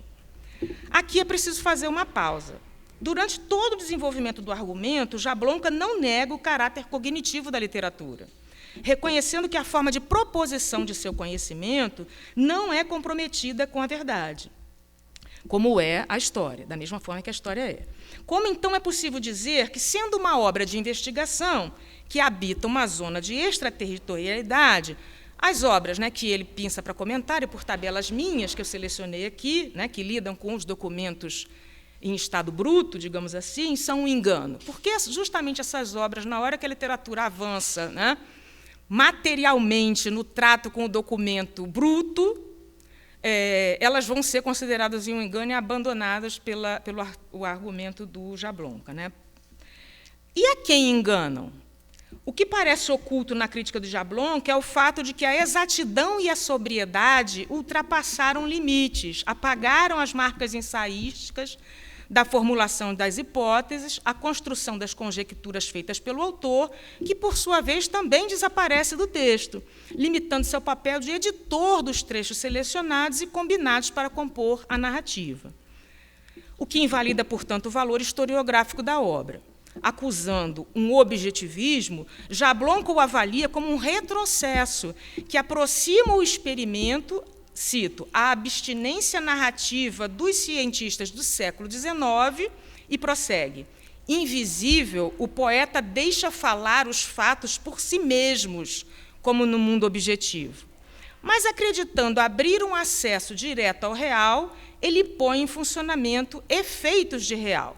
O fascínio pela vida como ela é esquiva toda a reflexão acerca da produção das fontes e da construção do saber, razão pela qual a obra de Reznikov deve ser lida pelo que é, um poema e não uma janela aberta para o passado.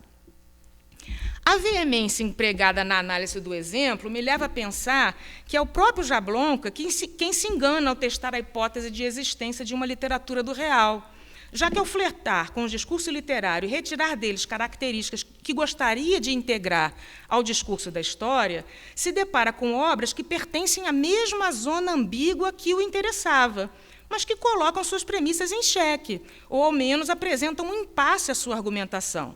Seria mais um caso curioso, no qual a força do método oblitera as potencialidades a que visam.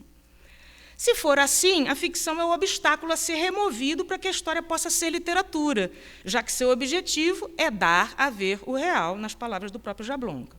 No entanto, para mim, o mais interessante não é defender uma pauta anti- ou contra-ficcional, e nem sequer rejeitar obras que buscam uma reaproximação com o que chamamos de realidade, mas especular sobre o rechaço a obras que, avançando no terreno do histórico, do factual, do documental, ou seja, adentrando a zona de extraterritorialidade, poderiam confirmar uma certa desestabilização discursiva da história e da literatura.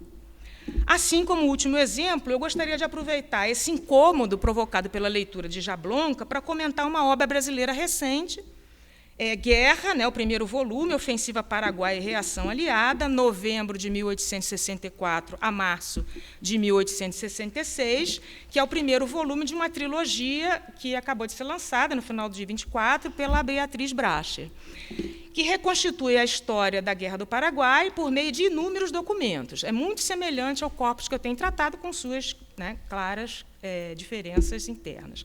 Trechos diários de combatentes, atas, documentos oficiais, diários.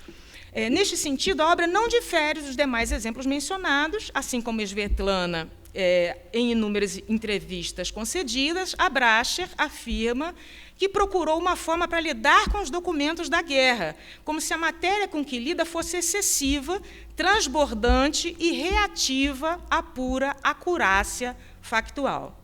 Curiosamente, é da exposição limpa do arquivo, do jogo que vai se criando para o leitor a partir da justaposição dos trechos, que o documento ganha uma vivificação espantosa, como comenta Nuno Ramos na orelha do livro. Nas matérias de divulgação do romance, é fácil notar a incerteza dos entrevistadores em relação à classificação da obra, mas Bracher é veemente. Se não for um romance, o que é?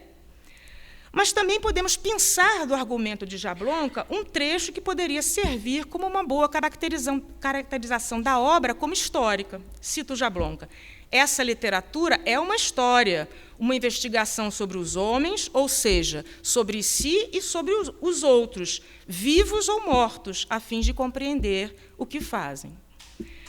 O projeto, como afirma Bracher, cito, é percorrer seus caminhos, os caminhos da guerra, né, sem informações sobre que guerra e que homens foram esses, além de que eles mesmos nos contam em sua escrita. Evitando, portanto, reconstruir a representação da guerra, deixando o documento falar, abrir-se à escuta, sem depositar nele a confiança pela fidelidade aos fatos. Os relatos retirados de documentos oficiais e também de narrativas privadas, diários ou cartas, dos personagens envolvidos no teatro da guerra, são, ao mesmo tempo, fundamentais, não descartáveis, e também postos à prova, recontextualizados, fazendo emergir novas e velhas questões sobre a violência da construção de nossa ideia de nação. Um certo ângulo particular sobre a guerra, sobre a história do que foi essa guerra, parece ganhando corpo à medida que o leitor avança as páginas. Como Svetlana e Poniatowska, Bracher está interessada, cito, no mundo construído pelos detalhes das vivências que chegam a nós pelas palavras dos soldados. Assim, a organização dos fragmentos ela é norteada por uma espécie de câmara excêntrica com base na consistência material, vai criando uma atmosfera dramática, abrindo um labirinto de caminhos por entre os trechos das cartas, dos diários, os ofícios, os relatórios. É como se a seleção e a combinação dos trechos se interessasse pelas contingências, pela dimensão privada dos participantes. E, então, eu cito dois trechinhos. Um deles, de Antônio Valentino, que diz, que registra no relatório, quando a esquadra inimiga apareceu, a mesa estava sendo posta em nossos navios. Ou, então, uma confissão de desabafo feita na carta de Almirante Barroso para o almirante Tamandaré. Cito, não fizemos tudo, mas fizemos o que pudemos. O trabalho de montagem, então, consiste na recontextualização dos fragmentos e, por isso mesmo, permite um novo olhar, novos itinerários para a história, né? E aí a ambiguidade da história narrativa, da história, né, documental do acontecimento. Os documentos eles expandem o tempo histórico e fazem refletir sobre o presente, borrando temporalidades e tornando a memória matéria desafiadora para viver os tempos atuais, como a velha divisão do país e sua visão preconceituosa contra o Nordeste, por exemplo, né, que ainda é viva, né, ainda que tenha recrudescido ultimamente, como pode ser lido no trecho citado das Memórias de Dionísio Cerqueira. Então, eu cito, para eles, referindo-se aos militares, né, o Brasil dividia-se em duas partes, uma muito grande e de bons ginetes, a que davam o nome de província, a outra, Bahia, pequena e de gente que não sabia montar a cavalo. A fluidez entre temporalidades, um passado que ainda se faz presente, já está marcada pelo aparato textual que cerca a massa de documentos selecionados na montagem, como as epígrafes, as notas, os anexos, e se configura também como um indício da ambiguidade sobre a classificação da obra. É como aparece taxativamente, o que não acontece com nenhuma das outras que eu comentei aqui, né? No caso da Bracha, está lá na ficha catalográfica um romance da literatura brasileira. Se podemos pensar que estamos diante de uma ficção sem ficção, que há uma desligação radical entre literatura e ficcionalidade, né, para falar como o Jablonka, é apenas porque a ficção abandona as formas habituais e reconhecíveis facilmente de invenção a que a gente foi formado aí na tradição moderna, né? Pois não reconhecemos na obra os elementos romanescos associados historicamente ao gênero, como a criação de personagens ou trama.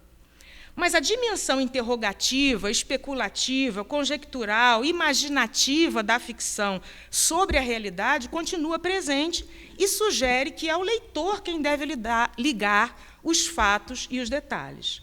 O que me leva, por tabela, a pensar que, talvez, a insistência de Jablonka na desligação da literatura à ficção seja apenas mais uma forma de reafirmar esse laço, já que parece limitar a ficção literária a formas já conhecidas de invenção.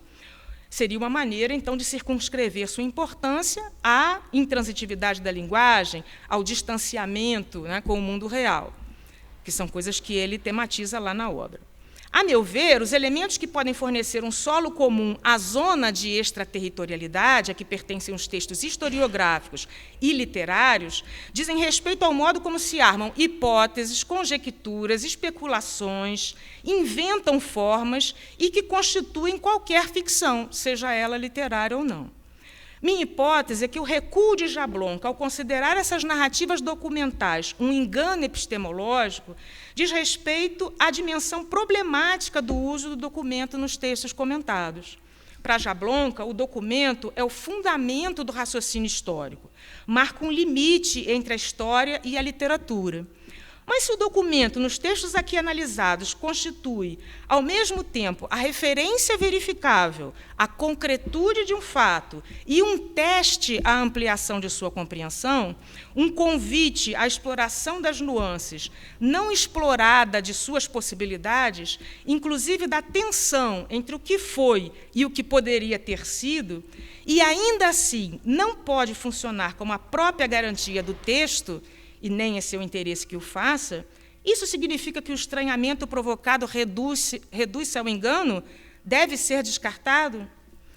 Encarar as obras e os desafios que nos apresentam é o melhor método para capturar um deslocamento da disposição discursiva da história e da literatura no presente. Eu acho que é isso que a gente está fazendo aqui, né, de maneira muito diversa, com nossos comentários aqui, as obras que a gente selecionou. Afinal de contas, né, o risco epistemológico a que se referia Jablonka, né, que essas obras que ele não reconhece, né, como potencial historiográfico, documento, memória, né, e que a gente, então, né, no caso da Bracher, colocou rapidamente lá no romance de literatura brasileira, né, são obras que oferecem para a gente um risco epistemológico grande, né, desafiador. Esse risco que todos nós corremos no presente, afinal de contas, né, diz respeito a ampliar os enunciados de verdade sem simplificar os modos de fazê-lo. Obrigada. Eu me guio um pouco sempre pelo thrilling, né? Sinceridade e autenticidade, esse par que vai andando mais ou menos junto, né? E aí eu te pergunto se essa nova sinceridade pressupõe um retomar o pacto social que está, enfim, embutido na ideia de sinceridade, ou se a ideia de sinceridade vai caminhar em direção ao que a gente entende por autenticidade, por exemplo, com Charles Taylor. Eu respondo com uma citação do William Gibson. Uma fascinação no personagem do William Geddes, né, que é um romancista muito caro ao David Foster Wallace, né? É um personagem que diz mais ou menos assim: a sinceridade e a honestidade daquele que não consegue ser honesto com ele mesmo. Eu acho que tem uma coisa complicada na sinceridade, que tem um pouco a ver com essa episteme do narcisismo que você descreveu, né? Que, retomando os termos do Trilling, né, a sinceridade ela pressupõe esse acordo, né, entre aquilo que você confessa e aquilo que você sente, né? Mas assim, e como é que fica o auto-engano constitutivo da própria subjetividade, né?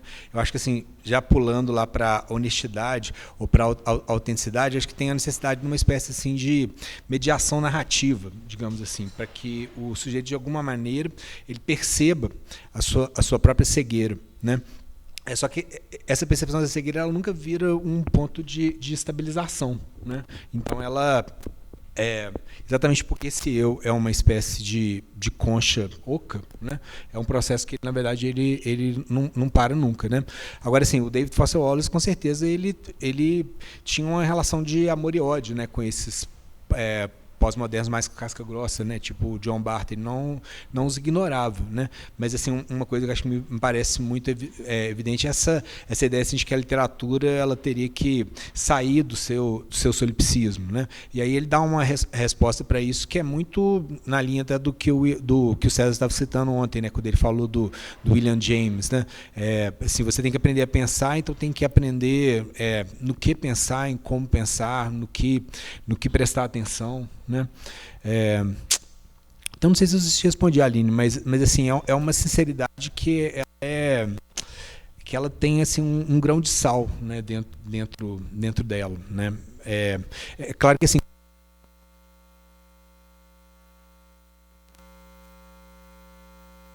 a nossa exposição a gente tentou mostrar como é que isso tinha a sinceridade aí, e esse caminho na direção do leitor tem mais a ver com o modo de funcionamento do dispositivo, né, do que propriamente com uma passagem específica em que chega a ser uma espécie assim, de verdade geral que poderia funcionar como uma espécie de âncora, né? Então, agora eu acho assim, que um cara como o Trilling também, ele ainda está numa ideia assim, de liberalismo, né, na época, um liberal proparoxítono, né? Porque quando o Aidan Kelly fala sobre nova sinceridade, o ponto de partida dele é exatamente aquela ideia do capital social, né, que vem lá do Becker, né, que é um outro economista neoliberal que ganhou o Nobel, né, pouco depois do Friedman, salvo engano, né? E a questão do capital social ela tem a ver com o seguinte, né, é que não existe mais fora, né? Porque a pessoa está ali trabalhando, né? Agora, assim, o tempo que ela supostamente teria para usufruir da sua soberania condicionada, ela tem que ser usado para que você invista em você mesmo, para que você aumente o seu próprio capital social, né? Então, assim, no contexto lá do David Foster Wallace, ele cria um tipo de realidade que ela parece meio inverossímil, mas é como se fosse a América elevada à enésima potência, né? Essa prep school altamente competitiva, né, que acaba levando as pessoas à loucura, né? Então eu acho assim que ele já pensa assim, mais do viés assim, do momento que a coisa descarrilha, né, diferentemente do Trilling, né, que eu acho que seria um autor interessante como pano de fundo para esses caras como o Saul Bellow, como o Philip Roth, né, que eles ainda acreditam na possibilidade assim, de um passo atrás do indivíduo, né, em relação à massificação, né? Acho que no caso do Foster Wallace é como se a gente tivesse o tempo inteiro atravessado por essas vozes fantasmas, né, como vírus que vão tomando conta do nosso corpo, né? Então eu acho que tem um pano de fundo epistemológico que ele tende de alguma maneira a desestabilizar muito radicalmente a própria noção de agência. Não sei se eu já respondi. Bom, e Luciene, né? Olha, eu vou te fazer uma pergunta angustiada, que é assim, não sei o que eu vou fazer com o meu diploma de historiadora, mas assim, para mim não faz o menor sentido a ideia de documento bruto, documento em estado puro, né? Visto que o documento ele é fabricado, né? E a outra coisa do que eu me lembro do Jablonka, né? Todo esse edifício que ele constrói depende de uma realocação do romance, né? Ou seja, da perda da centralidade do romance para a literatura. como é que você vê isso, né? Se você encampa isso. E, bom, né, como é que isso escapa, no final das contas, da pragmatização do texto literário, seja ele historiográfico ou não, né? É um pouco isso que me suscitou a sua fala. Obrigada, Aline. Bom, eu só usei bruto para deixar mais claro o argumento, né? E eu acho que é bruto porque ela não há problematização do documento explicitamente, né? A problematização está exatamente é a tarefa a ser completada pelo leitor. O leitor é que vai fazer, por exemplo, né? Ela diz, no momento em que eles fazem eles afundam, né, um navio paraguaio, há um relato que diz: encontramos milhões, ouro, né, tem um tesouro lá, munição e tal. Aí tem um outro relato em que ela recorta, não está na sequência, né, está adiante, páginas adiante, ele diz lá: não tinha nada no navio, o navio estava vazio, os paraguaios conseguiram levar tudo antes.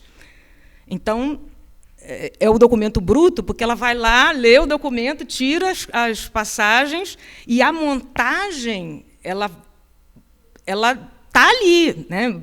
O leitor, se ele se lembra, como em qualquer ficção, né? Se você lembra de uma característica que diz, é que nem Bentinho, quando ele desenha lá no chão, né? Capitu, estou apaixonado. Depois você vai ver o Bentinho maduro, você lembra que aquele menino inseguro, ciumento, né? Você recupera, aquilo também está em Iser, né?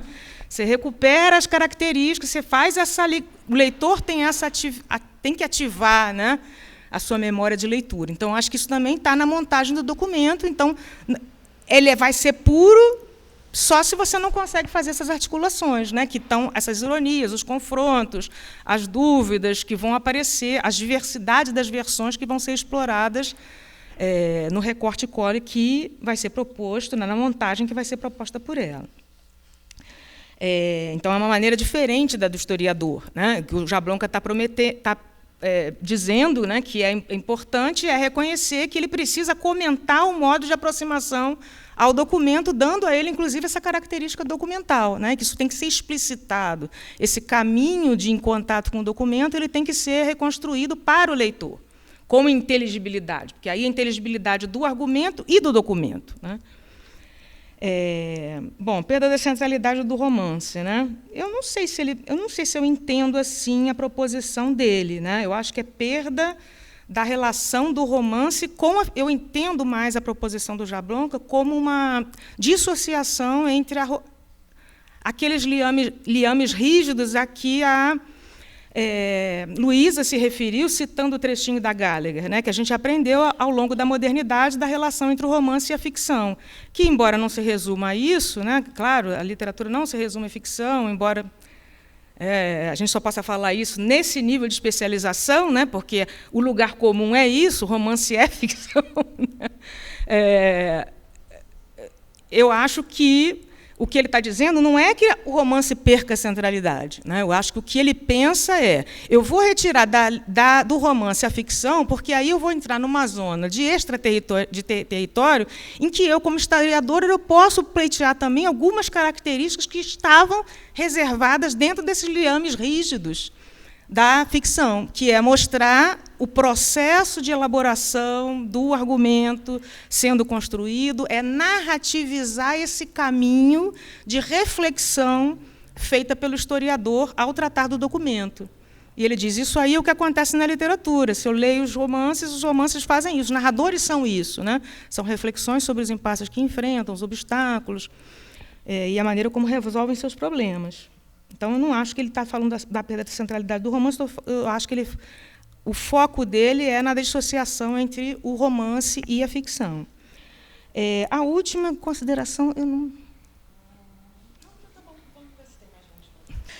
Tem uma hora que você fala o seguinte, que para o Jablonka é preciso afastar a ficção como um obstáculo, né? É preciso promover um divórcio entre ficção e literatura para que a história possa tomar posse desse território literário, né? Para que a história possa ser pensada como uma literatura contemporânea, né? Eu fico com a sensação de que assim, a forma como o Jablonka faz essa remoção da ficção, na verdade, é alocando ela no método. Né? A ficção é um método. Muito diferente, por exemplo, do que o Hayden White faz. Enfim, não estou defendendo o Hayden White, ou não defendendo, mas enfim, o Hayden White vai dizer, olha, na historiografia, a ficção está na estrutura. Né? Tem uma estrutura de enredo. Né? Tem uma urdidura de um enredo que é ficcional. Né? O Jablonka está dizendo, não.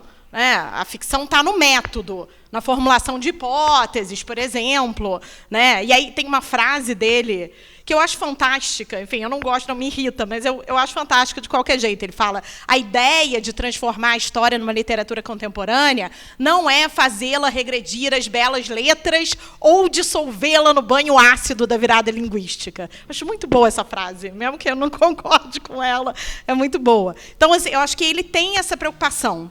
Né? Por outro lado, enfim, lendo o Jablonka, não tinha chamado a atenção para algo que você chama atenção na sua fala, que é o fato de que, em obras literárias, nesses romances sem ficção, digamos assim, como o da Svetlana, né, enfim, ele também não vê ficção. Né? Ele não vê ficção nem no método. Ele está dizendo, isso é um engano epistemológico, né? Porque é como se essa literatura tivesse propondo aquilo que historiadores ingênuos propunham, que existe um documento bruto, né? Que a gente pode acessar a verdade factual pelo documento, como a Aline estava dizendo, né? Como se o documento também não fosse, enfim, uma modelagem, né? Num sentido muito amplo, uma ficção. Né? Então, o que eu queria te perguntar né, onde é que está... Me deu a sensação, pela sua fala, de que você fala, olha, nesse tipo de obra literária, que apresenta o documento bruto, entre muitas aspas, tem ficção também. Né? Onde é que ela está? Ela está no método? Né? Onde é que exatamente ela está? Se é que dá para...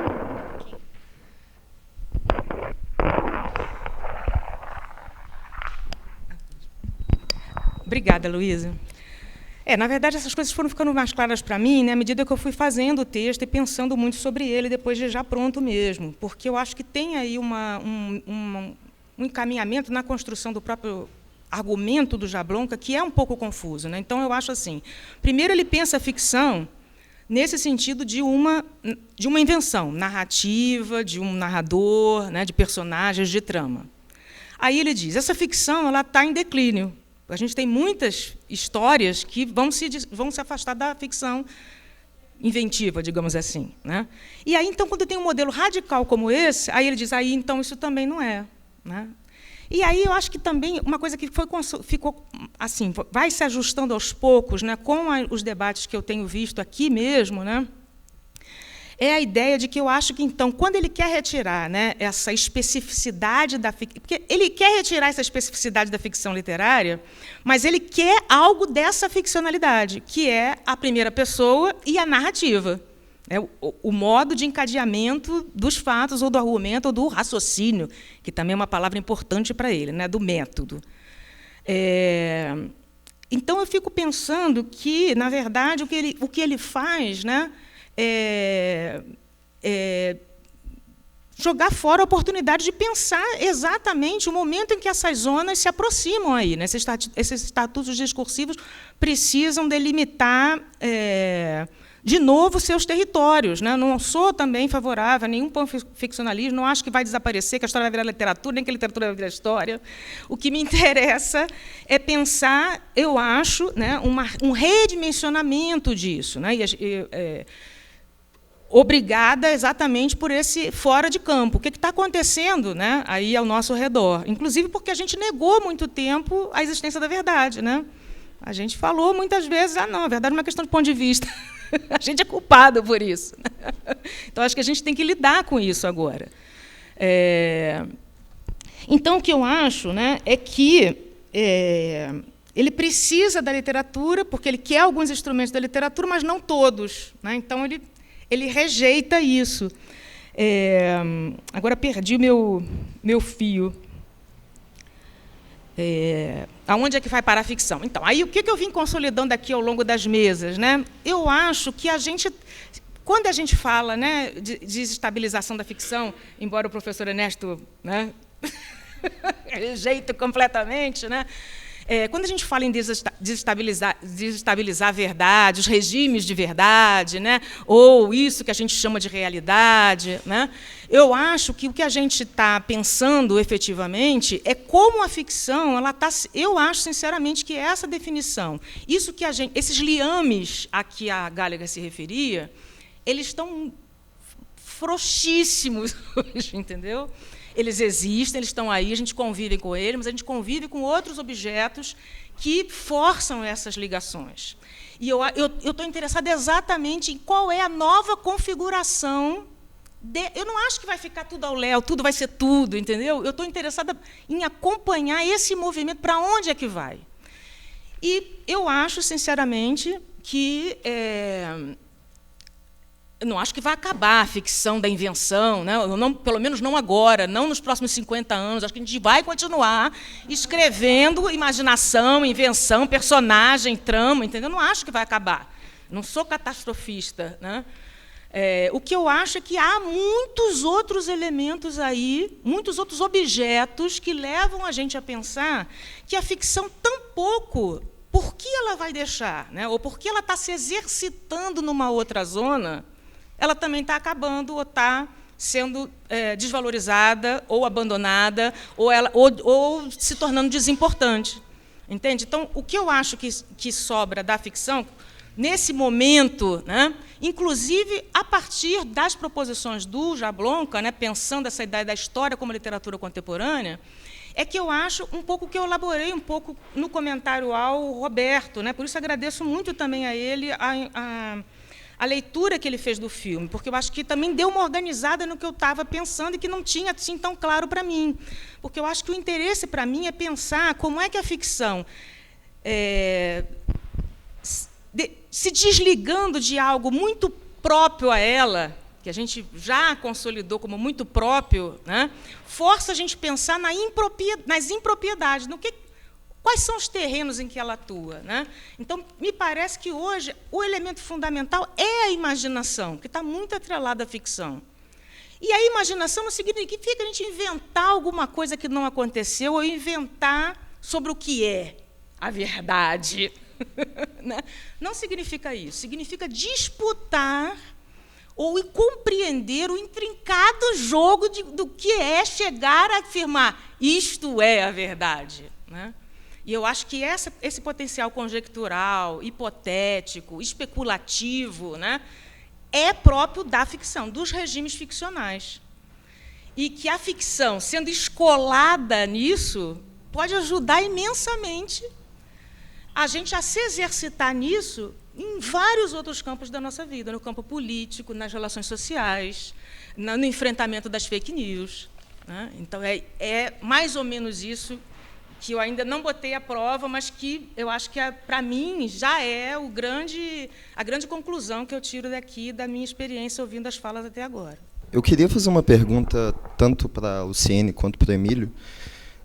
Eu gostei muito da fala da Luciene, porque você usa algumas vezes a palavra especulação.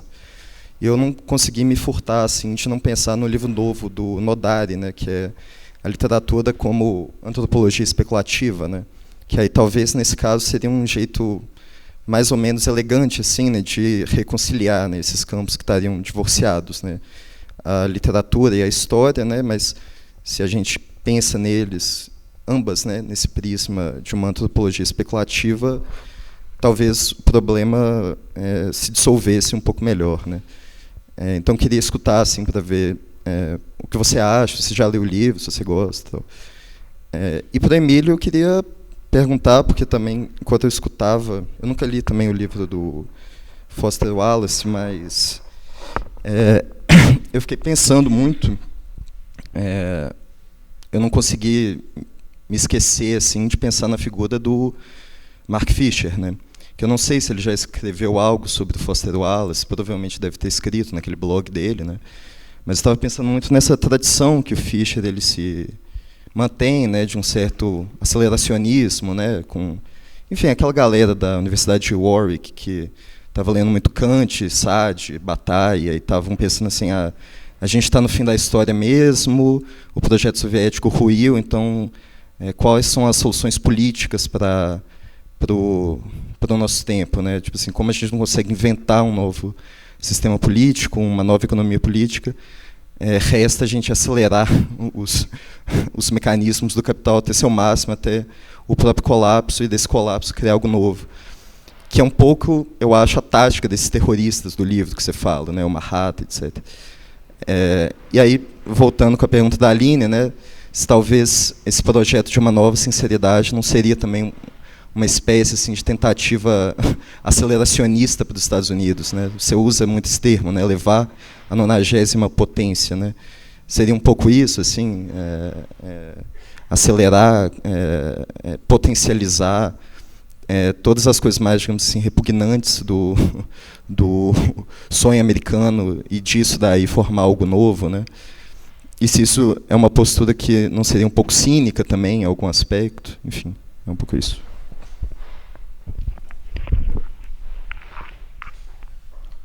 Eu tenho uma pergunta para o Emílio, porque o Wallace tem aquele conto sobre as variações inconstantes do Yen, uma coisa assim, que é um conto que tem 2 partes, e a primeira parte é bem convencional, assim, tipo, uma narrativa da mulher investigando o marido, tipo, para descobrir por que ele não... Ela pensa que ele não sente mais atração por ela, e ela fica investigando a vida dele para descobrir o motivo.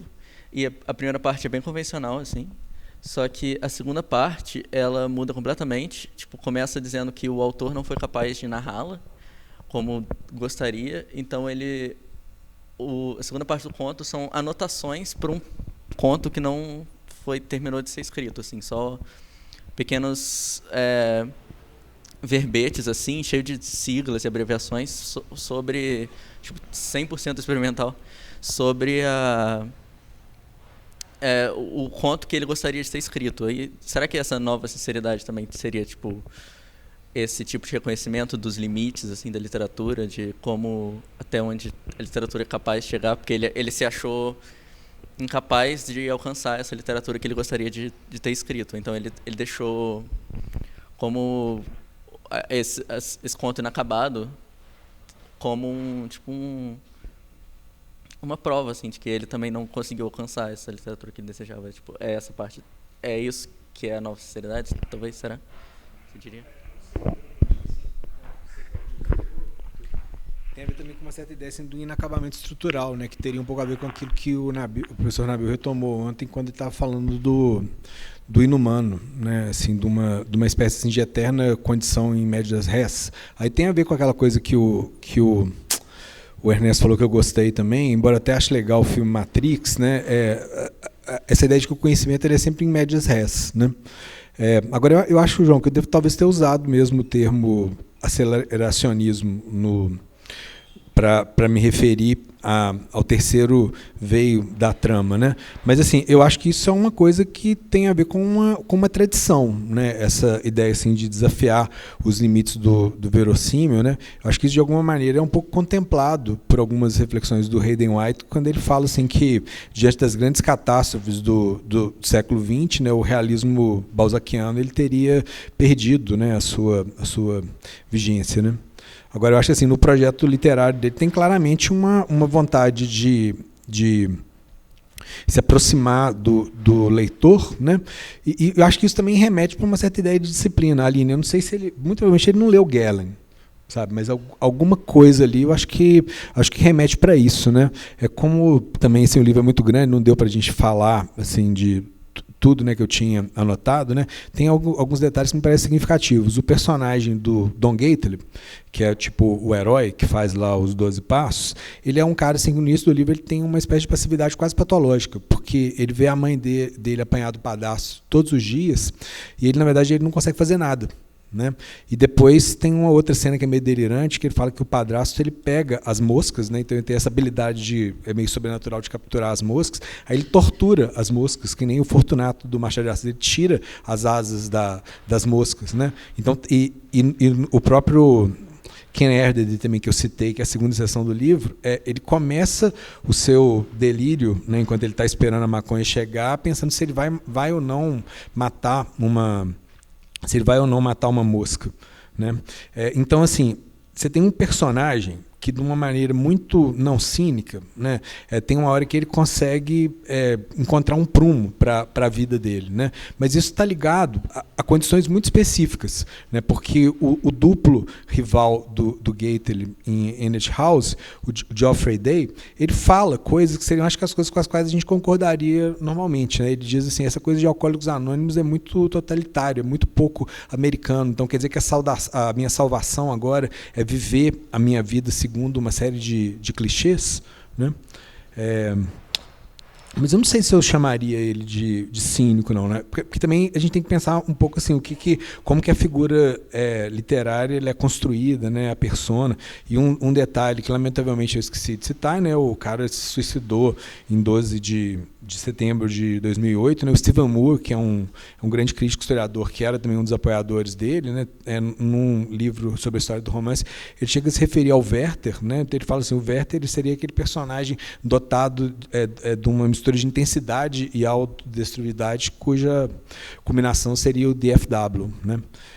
Mas, assim, com certeza, isso que você está falando aí tem a ver com o aceleracionismo e tem a ver com as inspirações do aceleracionismo, né? William Burroughs, por exemplo, né?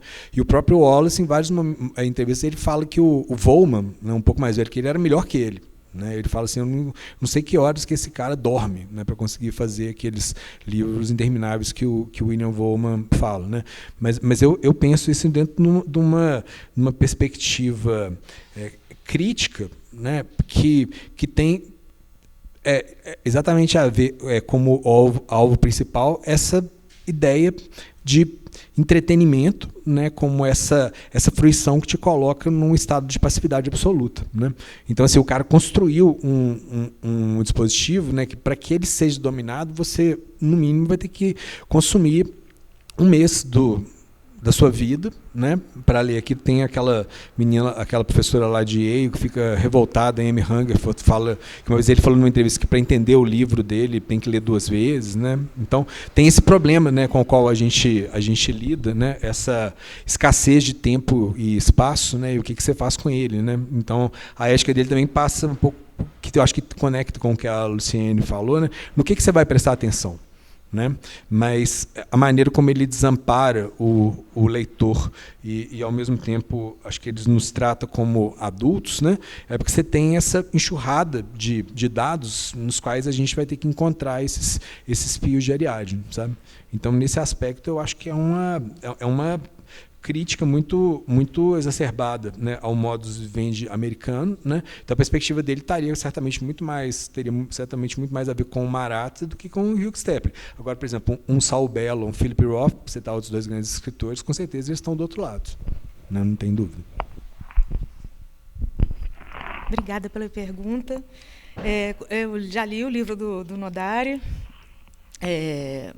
Esse conceito ele tira de um escritor argentino, né, Juan José Saer, e acho que ele faz um aprofundamento, né, que só, na verdade, é uma citação breve que ele faz num ensaio, né, o Saer, dessa expressão, a literatura como ficção especulativa, e o Nodari vai fundo, né, e utilizando na Clarice, né? Eu só lamento que o exemplo seja Clarice.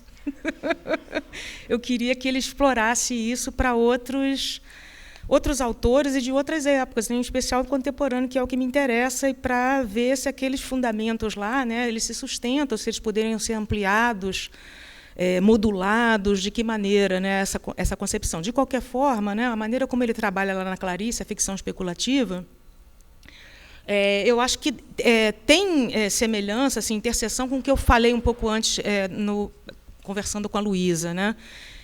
Eu acho que essa é a característica da ficção que está presente, que não é própria da literatura, mas que a literatura se aprofundou nela, ocupou esse território de forma muito excepcional, com excelência, aliada a essas características da invenção de um mundo próprio, do personagem, da narrativa.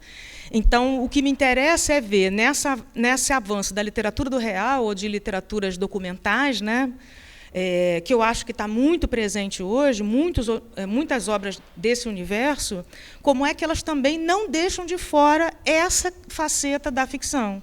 Elas não jogam fora a especulação. Não é porque é documental, claro que há documentos que jogam fora qualquer especulação, mas me interessam os documentos